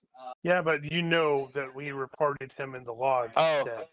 Oh, we would. So Well, maybe not. he was not. So any injury he sustained was not life-threatening, as only within the past few days was he in Nassau. And no, I'm he is sure gonna- very ill of feelings towards me and my crew. Hence, probably using whatever leverage he may have, which is very ungentlemanly of some of the, if manners maketh the man, then he is definitely not the man he claims to be. If he is a king's man, seems very out of sorts. He is. When you start getting into his reappearance, he will ask you for more details, pointing out the fact that you are apparently the only one that saw this man alive. And no. There were many witnesses. I will throw do tell. Bonsanod. I will definitely throw Bonsanod's name under the bus there. The inn for which we were, the place that we met, and those who were in attendance. Monsieur Boissonade, you say? He's the captain of what? I give him the name of the ship. La Dame Blanche. La Dame Blanche. Did I not? Was that not? That was there not so long ago. I think I remember that ship. As you said, and I will describe it and in that way that is so descriptive that it helps him remember. Yes, you can't trust a Frenchman. Agreed. French ladies, on the other hand, Now those you can definitely not trust. you must keep a much more wary eye on. So other than that, you are so you're just letting that fall, and he apparently is eating it up, as far as you can tell. Body language you're getting from him is he's fairly relaxed. I want him to kind of be annoyed that he was called out here, in a seeming ploy to waste it and play up that this is an absolute waste of his time. And if I even have if necessary, that we will float our ship back to Nassau and help him look. Right. Okay. Now, what I was going to say was his body language is more relaxed, or relieved, I think is the word I was looking for. Because he's got his man. He's going to get Maybe. to hang at night. If Who hangs at midnight? if he's not buying your story, it's not obvious to you that he isn't. So he will apologize for detaining you and let you know that you Mistakes will do be. happen, and you are only doing your job, which I'm sure that you have many details to work. And having something like this come up certainly does not, aid in the completion of the more difficult and proper tasks. I of do your thank you, sir, station. for your frankness. Mister Bob here will escort you back to your ship, and will fetch us the next one. Lieutenant Rogers will be in the chair next, and how will he explain himself? Hello, Lieutenant Brack. How are you? And he's already knocking off a couple of points. I see you've been able to speak to a few of my crewmates. I see none of them have left here crying, so I doubt your skills as an interrogator instantly. Wow. Come right out and start insulting them. What's up with that? So how might I be of some help to you? What are you gonna call this? Insulting. So same spiel. Are you attempting to specifically influence him, and with what skill would you be trying to do that? It sounds like you're trying to goad him into a fight, though. I'm aware of what was written in our log. You are, and you were also present on the beach when it happened. Right. So I'll simply say, this is a complete farce. Everything we did was done in a manner of self-defense under maritime law. We are in the right in this manner. And as far as I'm concerned, the man simply should have kept his peace. Are you going to use a skill to influence him, or just let his natural reactions fall where they may? Oh, I suppose I could use diplomacy. You could if you like. If you do like, you can throw that in the box. With Gwyneth Paltrow's head. Now, are you actually insulting him? Oh, only if he finds that insulting. Or does he appreciate good banter? Well, we're 1700s British. We're like, got a super big stick up our butts. Let's see. How would he respond? Need to congratulate him on his perspicacity, sir. Now, if I recall correctly, Rogers, does he dress Navy-like still? Well, considering the time period, I don't think they actually had formal uniforms until later. But right, he certainly dresses like a dandy.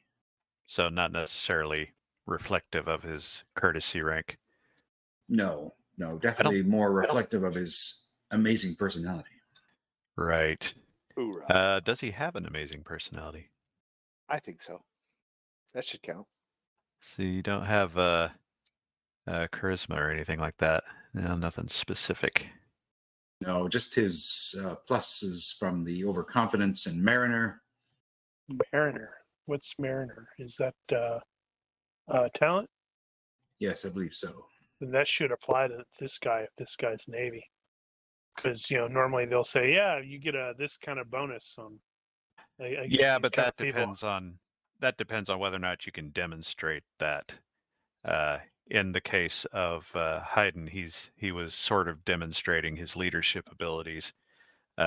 So I went ahead and counted that. Whereas in Roger's case with the seamanship, only if the issue of seamanship actually comes up in the conversation, which it could.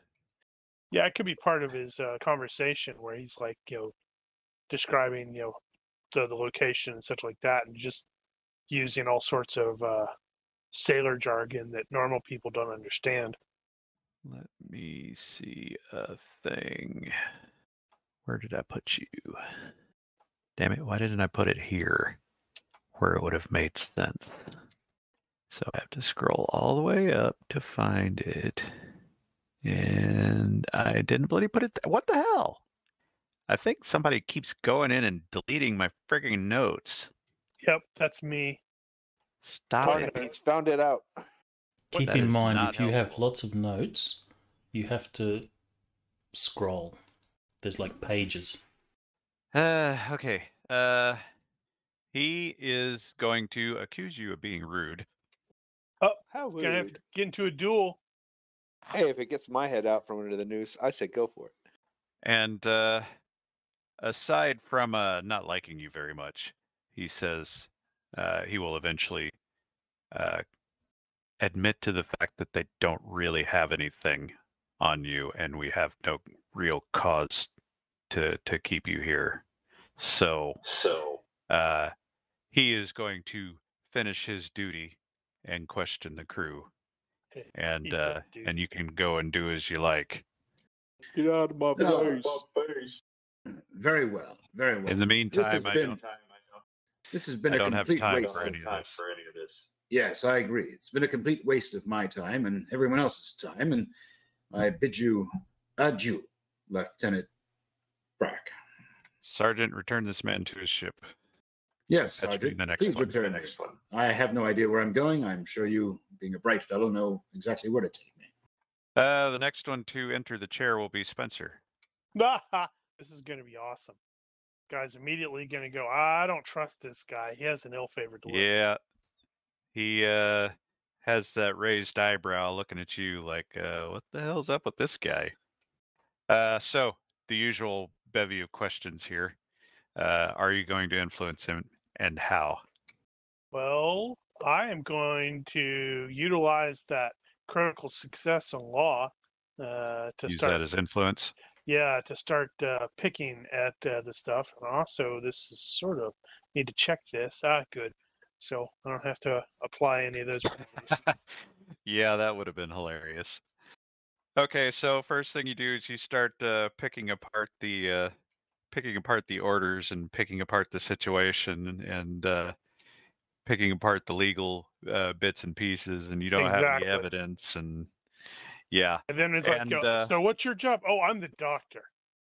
And, I did not see any of this. It was a chaotic situation, and I don't really remember it very well.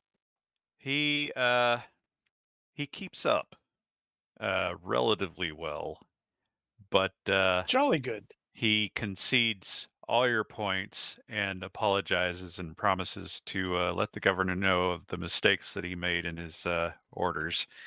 And It's a pity we don't have red ink. I could totally go in there. No, sir, that draw won't be necessary. Thank you very much. Sergeant, if you will please escort this man back to his ship and fetch the next one. Spencer rewrites the order to make it actually binding. It's like, yes, thank you very much. Now I'll take Sir Randall into custody. Oh, sorry. Next one to enter the chair will be Davino. Who needs Who to is just probably speak the in his last native officer. language? Hello. Sir, you'll have to leave the monkey behind. Any particular reason? He's We emotional support monkey, you see. Is he a material witness? He was present. He's certainly a witness and is material. I'll totally Do not stick my head and understand go, your he was English. present. The monkey was present. Are you going to actually try to convince them to allow the monkey to come along? Yeah, Do it. It's Boom. It's Davino and Boom, of course. Okay, so this is going to be the red coat that came to fetch you that you're trying to convince. How are you going to do that? Very carefully. Well, you see, he's a deaf monkey. He goes with me everywhere. If he does not come with me, I might lose him. And well, he's expensive money. You don't find explosive monkeys everywhere all so often. $3 are. Is that Emotion? that diplomacy or is it fast talk? Are you just trying to mess with him? Pretty much just mess with him. I don't have diplomacy, don't have fast talk. You should just tell the guy, you try and stop the monkey from following me. Okay. Uh, Then give me a reaction in the box. Actually, you know what? You can just give me it open. He doesn't care. He rolls his eyes like, fine. You're a good man. All right, you're in the chair. with the monkey, apparently, who Lieutenant Brace keeps eyeing suspiciously. The monkey did it. Is the monkey truly necessary? So, Yes. same questions as before. Are you attempting to influence him, and how? Let's see. A little bit. So let's see here. He is going to. He's essentially just going to try to annoy him. He's going to just play up the hard of hearing and being a loud talker. Just answer every question loud and obnoxiously, and just overly beat him with savoir-faire Navy. Just continuously Okay. over, so yes, sir, and just be loud and obnoxious. All right. Did you actually have the odious personal habit or something? I don't recall Yes. ever actually What do you- running into yeah. that. He does, loud talker. Wow. Okay. So you are going to get the -1 for that. Okay. It's fine. Yeah, I'll take a savoir-faire Navy for that. In the box. Oh, that's not the box. 18. That's the box. 18. All right. And so you've got no bonuses that I can think of, and you are being annoying. Yes. So he's already getting towards the halfway, or he's not even to the halfway point yet, and now he's having to deal with this guy who doesn't speak English very well and doesn't apparently hear very well, and although he's being very And has a subservient. monkey. And and every so often he'll just gesture to Boom and try to get just Boom to like chirp or make a noise and just generally disrupt and Right. just be annoying. Well, you have succeeded. He is very annoyed with you. And eventually he gives up and just, Sergeant, take this man back to the ship. Thank you, sir. It's a pleasure to work under you, sir. Happy to have met you, sir. And for the sake of expedience, although Claude may not have been the next in line, we'll have Claude in the seat next. Claude was on the ship at the time, wasn't she? She? I think that's true. Yeah, Yeah. because there's a NPC. So we won't have much to add. Yeah, Claude will basically go in, paint the honest face on. Does she have and- honest face? Yep. That's awesome. We have 2 PCs with honest face and 1 with dishonest. And the one with dishonest is more honest than the 2 with honest face. Yep. True. Can't trust that honest. Wait, you have to trust. Wait, you can't trust the Yeah. honest. You can trust. You can trust. I him. really want to see this guy interviewing Dora. Now, what I She's a would- passenger. what Mel would love for this to happen, instead of just we were on the ship, you don't know anything, is for Claude to go full chunk from Goonies and like start at the very beginning in tears and cry all the way up to the But no, Nice. Claude is basically going to be, I don't know anything. I work on the ship and look very honest. All right. So effectively, you're just going to take the reaction and the honest face. Yeah. All right, so you'll get you're that right. credit. So he will recognize that you don't actually know anything here and send you back. Actually, he may end up requesting Dora's presence because I know Spencer would have mentioned that, that's where we rescued her. That's Speed this true. thing up. So that was about what 1, 2, 3, 4, 5, 6 times 5 minutes or so. That's probably about 30 minutes. And now he's at the halfway point, so he's got 30 more minutes to go through the rest of the crew. And just because it's funny, you got the interrogation montage from Firefly here, where Who's Jane? Jane is Dora. Dora gets in there and doesn't say anything, and he keeps asking her questions, and she just nods or I would have doesn't nod. totally told the Marine guy. It's like she's a mute. She can't speak. And then the Marine leans over and says, "She's mute, sir." Oh, right. The doctor said he could translate. That would be funny. It's like, no, I'm sorry, sir. I cannot tell you what she just signed. Mr. Bold, basically comes in there and tells it like it is, says he was in the ship's boat some distance from shore. He observed what happened. He does not say that Sir Randall shot him before any weapon was pointed at Sir Randall, but he does say that the man was shot. I didn't see whatever it was, so Because Mr. that was at the Moggridge. same point that the other dudes came charging out of the trees. It was very confusing. Mr. Moggridge has a fairly similar story. Says he didn't see anything, which is true because he was on the ship at the time. Although he's a little nervous being in the presence of this authority. When Furlong is brought in, actually, You should probably put the thing up with all the NPCs. I should probably put the thing up with all the NPCs.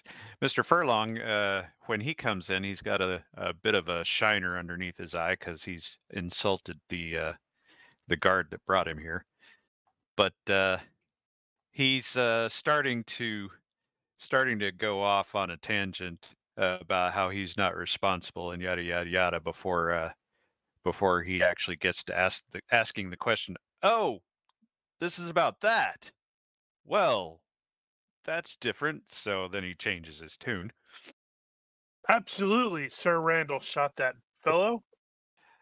Ollie is in the chair, and they keep talking back and forth. There's a little bit of an accent problem there, as you might expect. Because But Ollie's Scott. he's a little confused about the situation because he was aboard the ship and he didn't see anything, and the lieutenant is getting confused by his getting confused, and they confuse each other. But otherwise, Ollie's told basically everything he saw and didn't embellish. When Red is in the chair, he just starts going on and doing the Goonies thing. And even though he saw absolutely nothing, the lieutenant knows exactly everything that ever happened to Mr. Shirt. Beautiful. And then, last but not least, Hooper is in there, and he keeps asking questions back. Every time the lieutenant asks him a question, he responds to the question and asks another question back at him. And it's all just little innocent stuff like, "What? So how long have you been in the Navy? How's that? And how does that work exactly? What is the legal situation here? Can they actually shoot him?" But like the others, he was not in a position to see anything, and so he really didn't have anything to add. And after at least an hour has passed,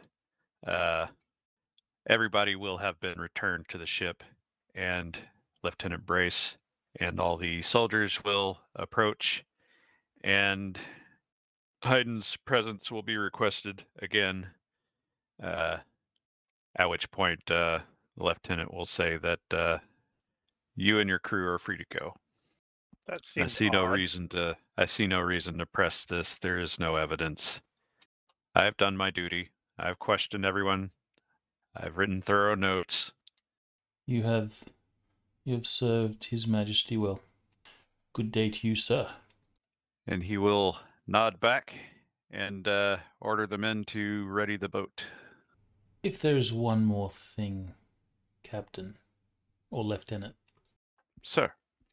I wonder if it's possible that I could have access to your charts. I assume they are very current. That is an unusual request. Well, is it really? Our next destination requires us He is a Navy captain. These are Navy records. Our next destination requires us to sail some troublesome waters, and I was hoping to have the most accurate information I could. When do you sail? How is the tide? Have we missed our window? You guys don't have to sail with the tide. Your draft is just shallow enough that you can get in and out of here without the tide, although the tide would be better. And where did I put that? Over there. No, over there. No, Not there. it's not that. Once again, did I put that up there? Yes. Okay. I really should have put that somewhere else. So the high tide is at 0930 and 2150. So in the evening. About the time you guys having the fight last night. We hope to set sail as soon as possible. Says, well, And expect Hayden we will say, won't, unfortunately, this your presence here has delayed us. I do apologize for that, sir. If you will, we will not be leaving until the morning, I expect. We could stand to stretch our legs. If you are passing by the north route, will be anchored. You can visit there, and we'll see about getting you the information you need. Thank you, sir. Perhaps write a letter of recommendation. Of course. And with that, he will depart. Well, nobody hanged, got hanged. I was expecting Sir Randall to get strung up. Me too. It's getting a little worried about the Rogers there. And I meant to bring up, and I will just to cover all the bases. Hayden has the code book that you guys recovered from the rum jack. Oh yeah, you probably shouldn't have that. Well, it's not that Hayden shouldn't have it, but the expectation was that may have belonged to Mr. Long. Oh, okay. Now, you guys did not apparently bring up the rum jack or your later encounters with it, or any of that. So it's was not really pertinent necessary. to the case at point. Well, tangentially, perhaps. We were doing just the facts, ma'am. So, if you wanted to have brought that up, I'll give you the retroactive opportunity, seeing as I forgot to bring it up in the first place. Does the code book actually service any purpose now? I mean, at all? Not really. It's not 100% current. That might be I don't something recall. that when Hayden goes over to get the Possibly. the charts, he may say, "Oh, by the way, this came into my possession," and blah blah blah, and further improve the dude's opinion toward you. We could do that. You guys also didn't mention the kidnapping. No. Yeah, well, that's a local matter, right? Well, it is. Yeah. And Hayden took care of it. So Randall has no reason to bring it up again. All right. Well, given all that, this is a good time as any for a brief intermission. And then we will return to it. And my stupid intermission link is not bloody working for some reason. All right, so I going will on not break. have an intermission without the link. Hold on.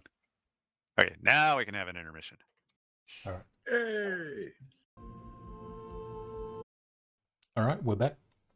He did the thing. And we're back. As stated. So, outside of the interruption, we will deal with the shore business we were getting started with before. So, you guys will get back to it. In the case of, well, let's just go down the list here. Start with Spencer and the merchant or the chest. Start with the chest first. So, Spencer will go back to Mr. Friendly, and as previously discussed on the previous night, he will attempt to purchase said chest from him. Yep. He will start by offering to sell it to you for 20 guineas. That is about 21 pounds, which is definitely less than the general asking price for a brand new one. Not quite half. Well, I'd like to look through it, make sure everything's there, and use that as a way to bring the price down if possible. You know, with the merchant. Is it merchant haggling? It would be merchant, yes. Yep, Okay. that's a pretty decent roll. I mean, it's not great, but it's not terrible. All right. Now, if I recall correctly, I got it for free. That's what it means. no, it doesn't. But that's a decent roll, and It's because that it's missing some really important stuff. that one is not the thing I wanted. And now I'm realizing that I probably haven't written that part down. Stand by one moment 1 moment has to passed. see if I actually did. No, that's that. Yeah, I totally didn't. You're just dropping the ball all over the place. I know, right? Welcome to and I GMing. don't want to actually get out of position to write that down, so hopefully I'll catch myself in the recording. So in this case, then we will just do the 10% thing. So, he is going to resist your attempts to haggle him down, But he's going to roll an 18 and give it to me for free. he's he is going to drive a pretty hard bargain. You're going to have to get an assist on that to get him to take it down a notch. Now, given what you had described, I think you could legitimately use some kind of medical skill, perhaps surgery or physician, to Okay. Yeah, complement that'll that. work. That'll work. You know, you'll point out, okay, well, it's missing this and this and this, and look at these. These are garbage. What if it's well stocked and it says, "Oh, it has this, this, and this," so the price should go up? Zhoosh. And just to move things along, you could potentially get a trade-in value for your existing gear, That's also true.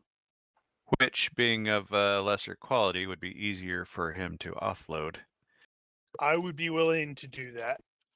So he will agree to give you a discount for the additional, or for the replacement, and we'll knock that down to 15 guineas. Jolly good. So where do we keep that information? Is that on the spreadsheet? no, that is, hold on. So that is going to come to £15.75, and that is on the party sheet where I've been keeping track of the company funds. Well, actually, there is a bit on the spreadsheet as well. So minus 15. No, yeah. Yeah, we'll round it and call it 16. Right, party sheet. Okay. I was like, what are we talking about? Party sheet. Oh yeah. Yeah, that party sheet. The party sheet. And let's see, is that going to go under trading? Probably going to go under trading. So no, that'll go under miscellaneous. So we will reduce that. Oh crap, that's in GURPS though. I have to go back and do that later. All right, well, we'll make a note. 16 pounds will be deducted from the account. And you now have good quality medical chest. Huzzah. Fully stocked, with only a little water damage on the case. I shall take it back to the boat. Next item. Let's see. And then have to try to Okay. find some cargo. Oh, that's what I was going to be doing while you were doing that stuff. Okay. Ah, cool, I cool. was going to take my hand at it. He'll catch up to you. So we will do that next. So that was going to be skill merchant. You guys don't have local area knowledge enough to assist with that. But when Spencer gets back, he can assist with his own merchant. You have, And just for to the continue population here, to continue Sir Randall's joking misconception, totally going to be with Dora, and she's still going to be wearing my long coat. Hang on, let me find that stupid thing. You're looking in the wrong place. No, I'm not this time. I'm really not much of a help, am I? So that is going to be -2 for the population. Right. What is your merchant level there, Mark? 12. And okay, so what I have are a we 13. searching for specifically? Any kind of trade goods that might fetch some money. Okay, you're looking for speculative. I guess. Oh, Because freight is somewhat less likely. You'd have to, in fact, that's going to be -8 to -9. Well, -9 for passengers, -8 for freight. Because you're going to Havana.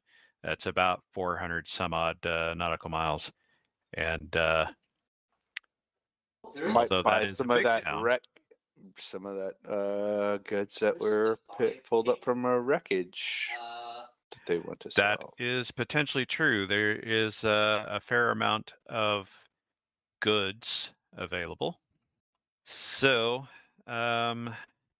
normally this would require 2 days to search. I decided that I would cut that in half from the start for one. So if you took the whole day to do the search, then you could succeed at that. If you are cutting it short, as discussed, this would probably be half, so -5, which would end up with a total of -7. So you can either take the whole day in just the -2, or you can try to get it all done real quick and take the -5 We're trying to get out of here, or so 7. I mean, it's a long shot. It is. Oh, And close. well, let's see if I can't. Yeah. Well, mine was worse. That's true. Oh, well, yours didn't need to be. I was trying to assist. Yours didn't though. need the penalty, though. Okay, then he only failed by 1 instead of 2. Sorrento could squeeze another point out of that. Oh yeah, in a couple of ways. If you fail by 1, pay a little bit I'm gonna what is give- it? There was. I'm going to give you a hint just because it's been a while and you haven't done this, so you need to catch up. You used to buy people drinks for this sort of thing. carousing. Carousing. So I'm gonna show up, and he's got half the people drunk. Yep. All right, so that gets you +2 to the merchant roll, and that'll get you over the hump. So you will find at least one lot, and there is at least one lot available. So let me check and see if that's just 1 ton, or is it more than that? No, It's all that's the tons. one group. No, that's not right. God damn it. Why are the notes always wrong? It's kind of like It's- why the rum's gone. Oh, I know why the It rum's is kind of gone. like that. If the rum's gone, that means I've been around and I drank it all. Drink the rum. God damn it, I have to go dig it up. All right, you know what? It's let's just do it this way. It's all Give the me tons. 1d3. I can do that. I can do that. Do I do that again? It I was did too slow. Oh, okay. the shift, right? He beat you to it. No. Right click on D6, click on the custom dice, and then you can select D3. Oh no, that's 3 dice. Hold Yeah, don't click it 3 times. Yeah, I already did it. Sadly, I only rolled a 1. What would my second one be? Oh man, I would have preferred that one. Well. All right, so do we want to do it for real this time? Yeah, I'll take go ahead, it. Mark. Yeah. I absolutely won't be sitting here about to doing it again. Figure. All right, well, you can as you're doing your running around for the day, you can get 1 ton of goods in the time it's going to take to actually be able to leave before the sun goes down. So I did a thing. No, we got crappy stuff out there. We really want to leave at night. well, if you leave before the sun goes down, you could at least yeah, it's things. Words. Use your words. Right. Okay. Who's next? I think that might be it. Other than Captain Hayden going to go get the The chart's Well, we're probably not, why we're we're not quite done yet. sure we are. Okay. I cannot fucking remember where this shit is, and my notes are stupid. Just gonna roll it. Okay. So you are going to get 1 ton of goods at Oh, right. We have to the buy the goods. purchasing price was 1250 GURPS for 1 ton, and they are offering it at 500 GURPS, which is not bad. Will you purchase these goods at 500 GURPS? I thought we weren't supposed to use GURPS anymore. I know it's a thing I did to make things easier, and I keep wanting to correct it and then remembering, no, this was here to make it easier. So, are you going to haggle? That's you, Mark. Haggle. You don't have to. It's a pretty good price. I'm gonna haggle. I mean, it's generally not a make it worse thing, right? You could make it worse. Where? Okay, where other merchant? Ha! I made it worse. You made it Yeah. worse. Well, let's see what their will check was. Maybe they're sufficiently drunk. Well, I guess that would be merchant in their case. I was trying to help, and I did a pretty good job. Yeah, they're not having it. That's as low as I can go. And that's the price we must pay. Another round for my friends. All right, so I am going to mark you down for 1 ton of goods purchased at 500 GURPS, and we will enter that into the log. Spent. And I'm gonna have to leave while Randall is wooing the innkeeper ladies because I don't want to see this garbage. I mean, Well, you know, I it's can't one in every make- port. This is a port. Now, But we haven't really been here long enough. That's why I'm leaving because I'm like, damn, dude, actually, is this a woman? not a woman. Not a woman. Give me a universe roll. Oh, that is wrong. So, is it good if it's a woman or bad if it's a woman? I suppose it's good. You might be Yeah. closer to have gotten a success. So, yeah, good. It'll be a woman. Universe is neutral. cold and indifferent, Yeah, so no, you can't it's tell, fine. It's a dude. or you can't tell. It's probably a dude.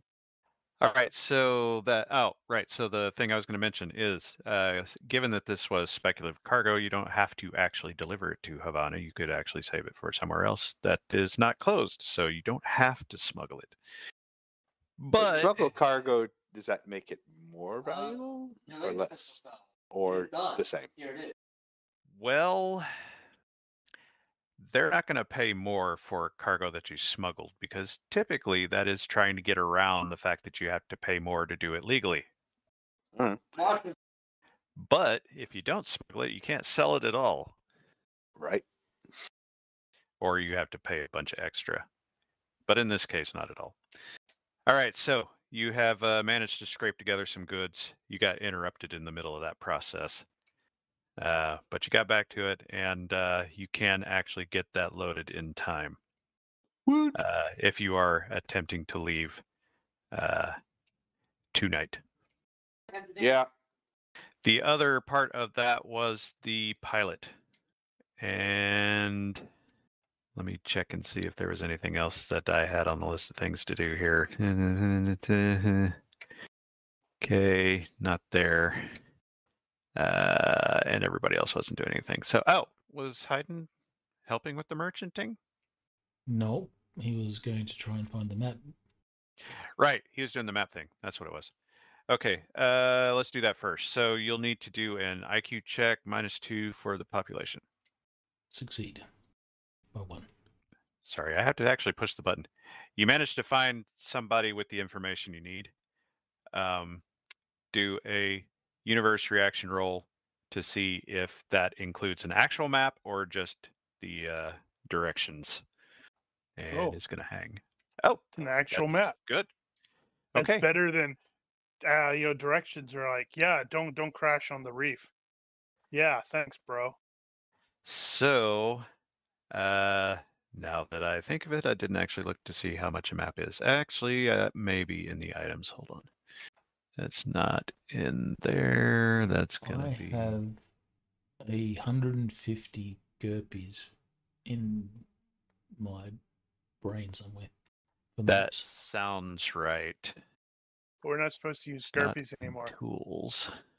It's not gonna be in medical gear. What are you looking for?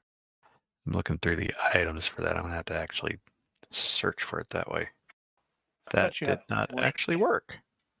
There is no map in the items if you do a search, unless it's Yeah, I not could have sworn it did. public.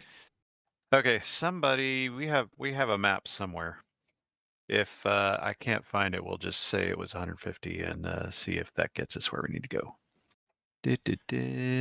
However, I will compare Not on that the part chart sheet.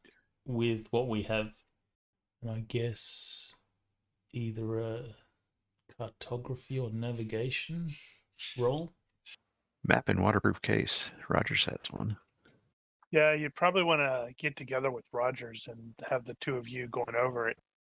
Yeah, you guys will definitely want to do that.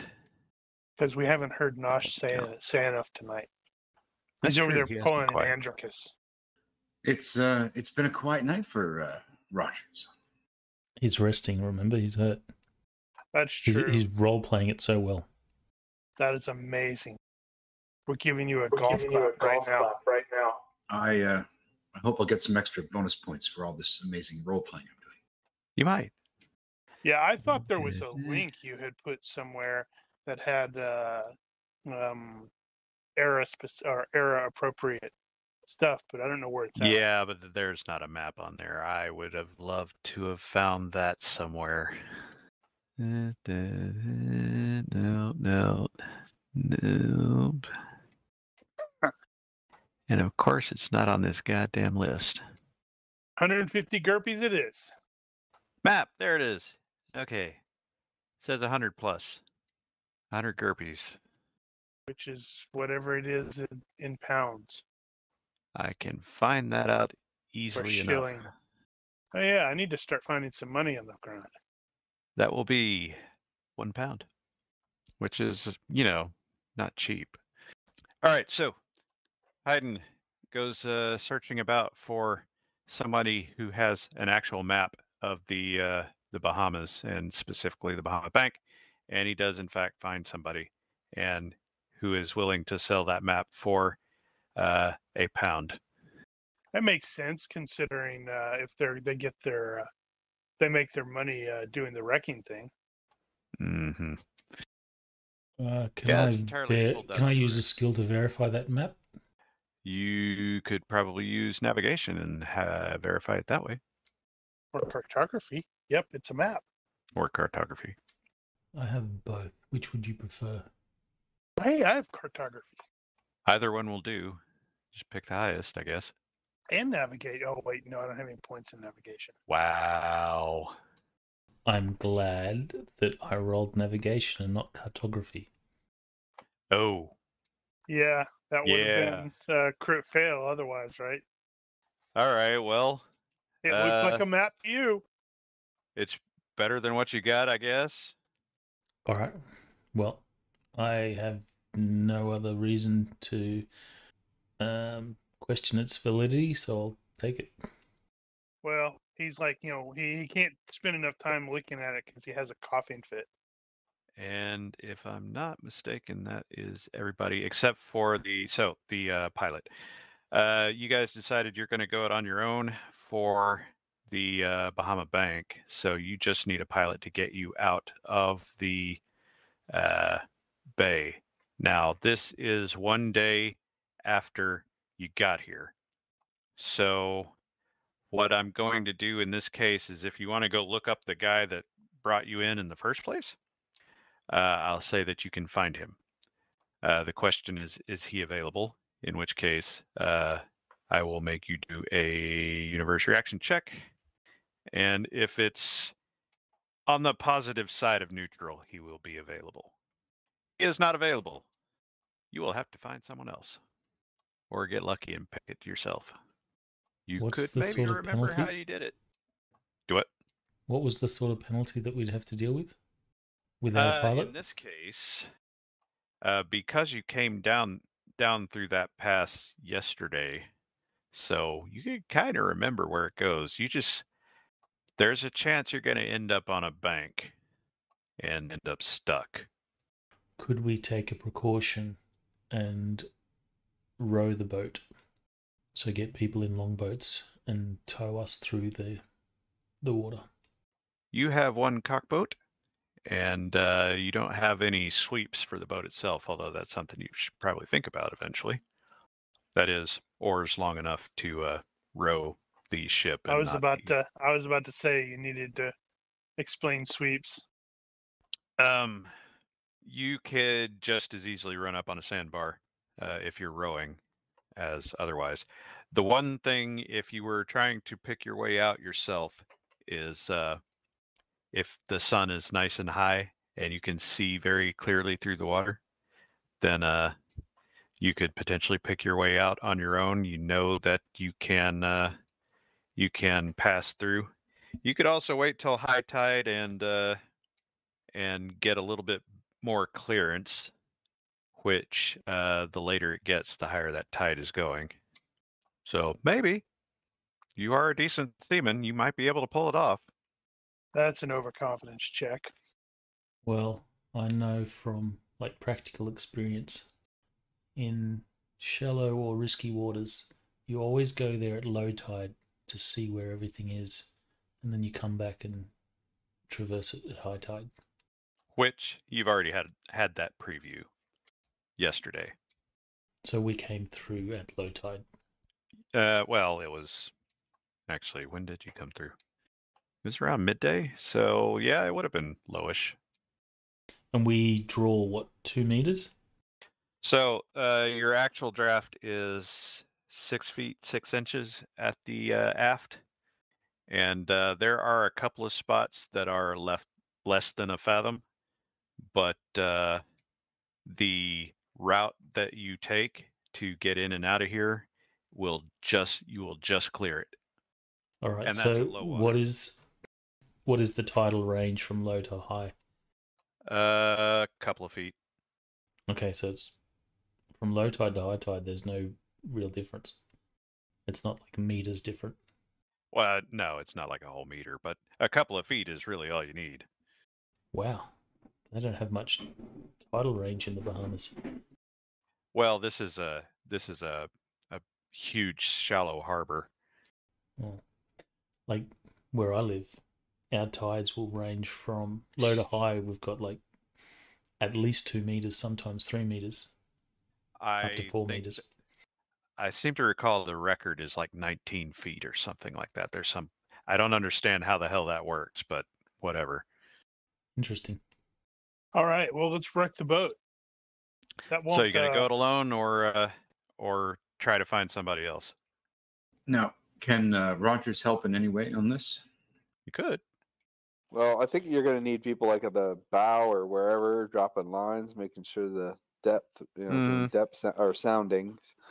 The right term. I mean, I'm not going to be overconfident. He's got quite a range of. We're doing this at night now, aren't we? Because we spend all day depends on how doing our quickly things. you get out. So you could get out before the sun goes down. It won't be ideal though. Let's get a pilot. What was Nosh saying? I've got quite a range of skills with seamanship, ship handling, etc., etc. Yes, but you don't have knowledge of these waters specific enough to help in this harbor. And that's the hard part. So if you are going to do a search, are you going to get help for that? Yes. We'll get a pilot. I will allow that to use seamanship instead of IQ. That will be at -2 for the population level. And Rogers can roll and assist with seamanship if you like. All right. Damn, Wow. Rogers gave Okay. you 2. Succeed by 6. So earlier in the day, you caught up to that guy and he said, no, I got a thing tonight. So I'm going to find somebody else. You there. There is a guy. He will pilot you out this evening. And he will charge you. Where did I put that? The harbor pilot is usually sort of tonnage based, so they'll charge you per ton. Can you also subtract the £1 for the map from the party sheet? Oh, yes. Hold that thought while I look for my other note. That was up there, wasn't it? I think you borked your notes. No, this happens every time. My mental map of my notes just blanks out when I start actually running. Create a story element that chapterizes all one. your notes. It's got a table of contents. That's not the problem. It doesn't matter how much you prepare. Okay, so he is going to offer to do your pilotage at 3 shillings. That is to get you out of the bay and up to Bridgepoint, where you entered. Agree. While avoiding mailmen or mayor people, right? Ideally, Those mer people. £1 Also- subtracted. Also, during the day, Hayden is going to draft a letter of recommendation to Lieutenant Brace, basically giving an honest evaluation of what he did. He's not going to embellish unnecessarily if he didn't deserve it. You have been through enough promotions. You know exactly how to word that. I'm just assuming that he carried himself well. If he didn't, then Hayden's not going to give him that recommendation. Well, you didn't see him interacting with Rogers, but then again, that would have been more on Rogers than him. Rogers went in and it's like, yeah, shut up, dude. But he was a model officer. As far as you saw, he was well behaved and appropriate. So draft that letter, sign it. What is it? What was the rank? Master and Commander. Lieutenant. Oh, Well, he'll sign it, Master and Commander John Hayden, retired, and then make the effort to meet up with him and see if he can get access to the maps and compare it with what we have to, just better our chances. Are you well, also providing him with the code book with the whole? By the way, we located this or obtained this on the rumjack. Is that of any value to us anymore? the book itself. Well, that depends. Now, something I was meaning to ask you. I know I've got some other PCs that are doing research. If you were wanting to scour that thing for potential notes, clues, whatever, then you could potentially research that, and maybe you'll find something. Who knows? But other than that, on its face as a code book, it's not really useful to you because it may be out of date. I don't know how often they change the code books, but you don't know at this point. You've been out long enough that you don't know what the current code book should be. And of course, anybody seeing you with it is going to raise an eyebrow. I think it would be in Hayden's interest to hand over the book. Okay. Now, an additional consideration in that regard is if you hand over the code book, you're going to have to tell him where you got it. And you hadn't actually told the story of what happened to the rumjack. You can refer to the official account, the Navy guy that was with us. Well, he's not I don't here. remember I don't remember what the name of that was. It was the Pelican was the ship. Right. I can't remember. Lockhart? Something like that. Oh, come in handy later. You could. Then, It's up to you. if Randall says it'll come in handy later, then we'll keep it. I'll ask you again about the research later. At any rate, All right, moving then on, keeping it. because I would like to get just a little bit farther. So we have established now the route that you will be taking All ahead flank speed. You will be essentially going there, there, You didn't include when we crash. there, and then on to Havana. We can do that at full throttle, right? Well, that's going to be up to you. So once you get to that leg where you're crossing the shoals there, you might want to slow down. Dude, And I don't know any of this crap. depending on the weather. So, for example, if it's really overcast at the time, you can't see the bottom very well, and Oh, that crap, could I be more retract dangerous. that comment. I actually have a point in seamanship, and I have a 14. true. So, yeah, I do at least understand the mechanics behind it. Also, there is the issue of going at night. So, without a pilot to tell you what to do, going at night may be an issue, and so you might end up wanting to stop. I don't know. That's up to you, but maybe you're feeling your oats. Who knows? Engage. So that is established. Let me pull up that thing. All right, so we have already done the plot the route part of that. We know what it is, and you did your area knowledge check. What was the result of that? Critical success. I don't believe that's true. I think it was Well, I had to succeed by 4. I am going to run with that for now. So at this point, I have told you the travel time estimate is probably going to be between two days and Is a that week. the area knowledge Caribbean check that he made? Yeah. Success by 4. Okay. Did that have the -2 on it? Now I It did gotta not. scroll back up. It did It not. did not. Okay, so made it by 2 then. So the travel time estimate, worst case was probably going to be a week, and the best case was probably going to be 2 days. You could probably plan on 4 days and call that your estimate. You have 12 days of provisions, so you should be good either way, depending on spoilage and that sort of thing. Next, we'll make the actual planning roll. So this will be 1 navigation roll.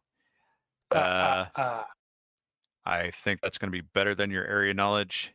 And if I recall correctly, Rogers would tend to let you use his instruments for that.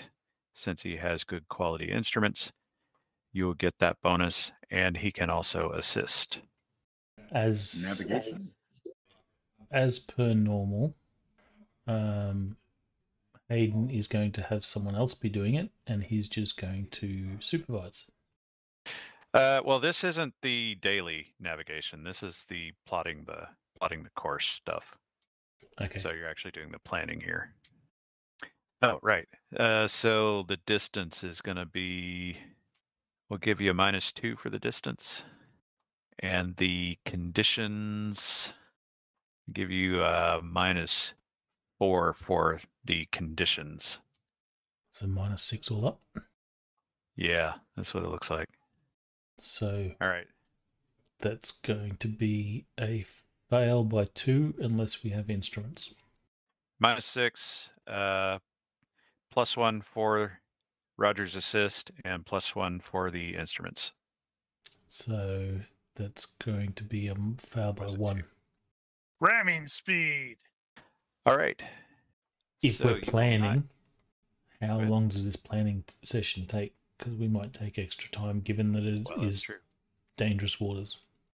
If you want to make it a success, you could take 2 hours instead of 1. But you guys have had a relatively full day. I'm going to use a Benny. You could do that too. Now that will get you out tonight. If you want to wait until tomorrow morning, you could take the full amount of time to do your planning. We wasted so much time during the day doing stuff, so we're going out at night. So I spent a Benny to make that a success. Benny it is. All right. Well, you're no worse off then. So the next part is to fit out for the journey. So you've already done the navigation part. there are some other roles that other PCs can make. As listed: administration, area knowledge, engineering, freight handling, leadership. Rogers has already contributed. So everybody else other than Hayden and Rogers can pick a thing that they can do if you want. Dr. Spencer will arrange the logistics. And the schedules. Who's got freight handling? Does anybody have freight handling? Davino does. It's was not great. Claude It's 11, attempting? but It's pretty routine, though. Claude was attempting to help. It says many of the above roles can substitute seamanship at -4 at your discretion. Right, but Claude what was she has- helping with? Probably, it would probably be freight handling because Yeah, Claude okay. does not have freight handling. That's about the only thing I think he could do. Well, given that Davino is probably going to take charge of that, we'll call that a failed assist, and Davino will take a -1. Sweet. no, you see, Claude, he's like this. Or, well, mostly. Wow, Yep. that would have They're succeeded without Claude's help. Helping. Maybe Did you Davina have a needs to -1? burn Benny. Yeah, because I failed. Oh, gotcha. I blame the monkey. He left a banana peel and somebody slipped. That dang monkey. Well, boom helps always. Never hindrance. See, you learn. Boom, help you learn how not to. How to keep Precisely. eyes open for how to keep eyes open for bananas. Precisely. Sir Randall going to contribute. I'm looking. Leadership. Leadership is probably the only thing I've got. Do the thing it'll and help. the other thing and stop messing around with the banana peels. All right, so the navigation came out as a 0. We got a +6 for admin, -1 for freight handling, and +2 for leadership. That gets us 7 total, which will be 3 plot points. Now, where did I put that thing? Over there. That's the old Benny's thing. I don't need that. Yeah, this is one of those situations where I need the thing on the other thing. Party sheet, not in the notes. And I don't have one for that. Okay, well, I am gonna put it here. Okay, I'll just put it right where it goes. All right, so that will be the plot points for the journey. You actually managed. So you are leaving tonight, or not tonight, leaving as soon as everything is actually loaded. And fortunately, you've only got 1 ton to load, and it won't take all that long. Except it's stored really crappily. It's fine. Boom's fault. Okay, so we can ignore that part, and there's that part. So, on the late afternoon of the 13th of February, start boarding process. So, the stuff is loaded, and as everybody is coming aboard, Red is at the ship, just talking and chatting, and everybody, as soon as they encounter Red, they cut him off and say something to him before he gets a chance to respond, and he's starting to get really irritated at that. And those with seamanship, with points in seamanship, may actually realize that this is a luck thing. So it's bad luck to encounter a ginger on before you get on the ship, unless you are the first to say something. Isn't Hooper also a ginger? Not technically, I guess. Well, I'm going to start telling Red a story, but I'm going to use Greek the entire time. Here's the specific. Maybe I'll switch into Russian about midway and see if he picks up that those are completely different languages. Well, redheads have no soul. Of course they were believed to bring bad luck.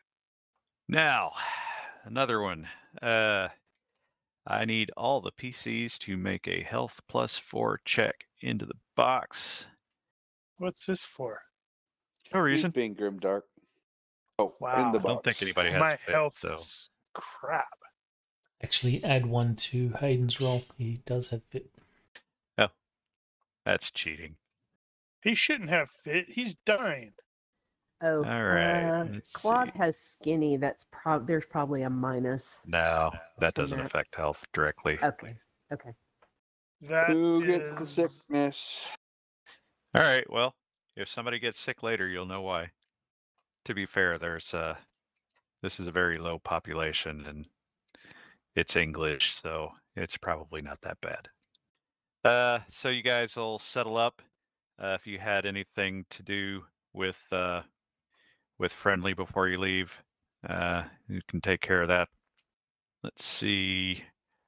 We've got the freight handling part as part of the other thing, and that didn't go as well, although it only missed by 1, so it may not completely fall apart. Beno should have used a Benny, but he's like, screw it. I don't care. We see how it is. And Friendly was one of the first ones to tell you earlier that if you guys get out of here fast enough, you probably won't even be caught up by the customs guys. So you can bypass that, seeing as they're not real active around here. And then you will start clearing the moorings and weigh anchor and get ready to move out.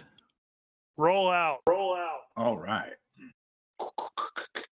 So, as a reminder, you are starting here around what is currently Dunmore Town, and you'll follow a route roughly like so. Up Till we here crash. is where the hazard is anchored. So you guys will stop briefly there to pass off the letter of recommendation and let him know that you're moving on. Oh, you're going to give him the book as well. So that's going to be a little more delay. Yeah. Randall keep it in the didn't book. want to. Randall Oh, said right, it you wanna might be do useful, so we don't give it to him. Right. You still going to So, leave the right. letter? Still going to leave the letter and compare their charts to the one we bought. Right, okay. So you are going to get a bit of a delay on that. Let's see, what time? Sundown is at 7:30, if I'm not mistaken. Of course, sunup is also roughly around 7:30. Oh, 6:40 is sunrise. Oh, freaking 5:50. Yeah. So you guys are really going to have to push it to get out before the sun goes down. But so if you delay, that might be a little extra darkness getting out of here. And you'll be right around that current point right there is where it gets the shallowest. But on the other, well, no, it's still going to be a few hours before you get to high tide at that point. So you could delay, wait for high tide before you move on after you reach the hazard. Well, it depends on the confidence of the pilot. That's you. Oh, Oh no, that's right. You guys did find a pilot. yes. Right. Yeah. Okay. Well, then you don't have to make a bunch of rolls for that. But let's see how the pilot does. Well, you throughout your journey out of the bay, which takes around 3 hours or so, you do get a little scrape here and there, but nothing that stops you. You try to be brief with the hazard. Just get in there, toss them the letter, and get out. Yeah. Question. Quick Yeah. comparison of maps just to make sure that the path through the Bahama Shoals is near enough to consistent on both maps. So we'll call it a half hour then. So 3.5 hours before you hit Bridgepoint and are officially underway. And let me see here. Well, first off, where did it go? Right. So and once you hit open water there, it will the sun will be going down, and off you go. Make sure to get all our flags up. You guys have an SOP that you always fly the British ensign, Jolly good. and Then we crash. given the time, damn it, I hate it when it ends at a bad cliffhanger point. I don't like that. It needs a better cliffhanger point. We're gonna look over and see a guy hanging from a cliff. Leviathan comes from the deep. Yeah, there aren't really cliffs though. It's a small cliff. We're like, oh, that looks terrible. And then next week, the camera will zoom out, and you realize he's got like 3 feet to drop into the ocean. Yeah. Or Red climbs up and suddenly falls. Well, I can't think of anything if need specifically be. dramatic. I'm good to go a little bit longer. Well, no, it's a really good stopping point is the problem. Just don't have the proper cliffhanger part for it. Sad, but we'll just have to live with it, I suppose. Cut to the hold, and the monkey is down there playing with those weird pebble things of Claude's Oh no. and Well, I got rid of smiling those. evilly. I know that's the thing. And the monkey's like, "Ha! You thought you got rid of him." Oh, that would be funny. The monkey's eyes glow red. Yeah, don't get Phil started on that. That's awesome. I love this idea. Dun, dun, dun. I wish to marry this idea. It's fantastic. Anyway, you guys hit the channel and off you go, and we'll cut to black, cue the music, roll the credits. I suppose you could just sort of zoom out from the ship and realize that someone is looking at us through a spyglass, but you don't identify who it is. It kind of feels like. Well, if I were Buzz going to do it watching cinematically, I dance. suppose what I would do is you'd pan over to the beach that you just left, and there's a And yacht everybody's sitting there. dead. And there's a yacht sitting there, and the crew is on board while the captain, who happens to be the bounty hunter, is on shore next to a campfire, throwing the bones over the top of a map. Well, there you go. And then the map catches on fire, and he goes, "Oh, That was unexpected. And he has an evil laugh. his is an evil laugh." There you go. Yeah. Or we That's- do a massive zoom out into space. We see the Earth and it zooms out of the solar system, and then it zooms out and it's a little marble, just like in Men in Black, and someone's rolling marbles on a beach somewhere else. Yeah, I'm not keeping that. Nah, it's gonna be like we're starting to sail, and Red's gonna say, "Computer, freeze program." Oh, Yeah. no, even but I got it. Yeah, you guys, as you guys finally break out, and you hit the winds, and Red's hat goes flying off into the water, and you all realize that is an omen of a long journey. Damn it, Red! Actually, it should Now we cut to black. it should zoom out, and where there's a bunch of nerds sitting around a table looking at a map of the Bahamas, rolling dice. That's a On little too character meta sheets. for my taste. Anywho, so the post game stuff. Try and get it right this time. 1 point for everybody. Let's see, stability. We don't have any culture shock, no drug use, no fright checks, no mental disturbance. Well, yes, but that's probably not going to amount to anything. No battle, no social isolation. Yeah, that's pretty uneventful as far as your mental instability goes. And let's see. Who should get a free Benny today? Anybody have any recommendations? Randall, because he bullshitted so well. I'm gonna give it to Dora.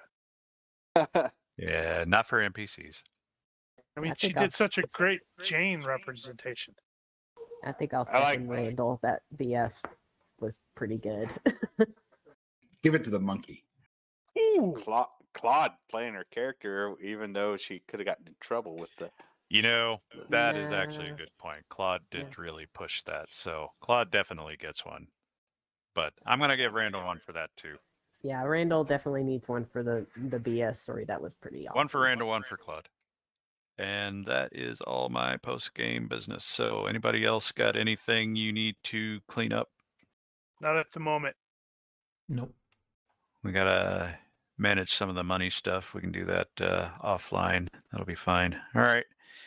Then, if you're watching this and you have questions, corrections, suggestions, or general hecklings, feel free to leave a comment here or find us on Discord. Like Especially and heckling. subscribe and all that. Thank you for watching. Olympus out. Good night, stream.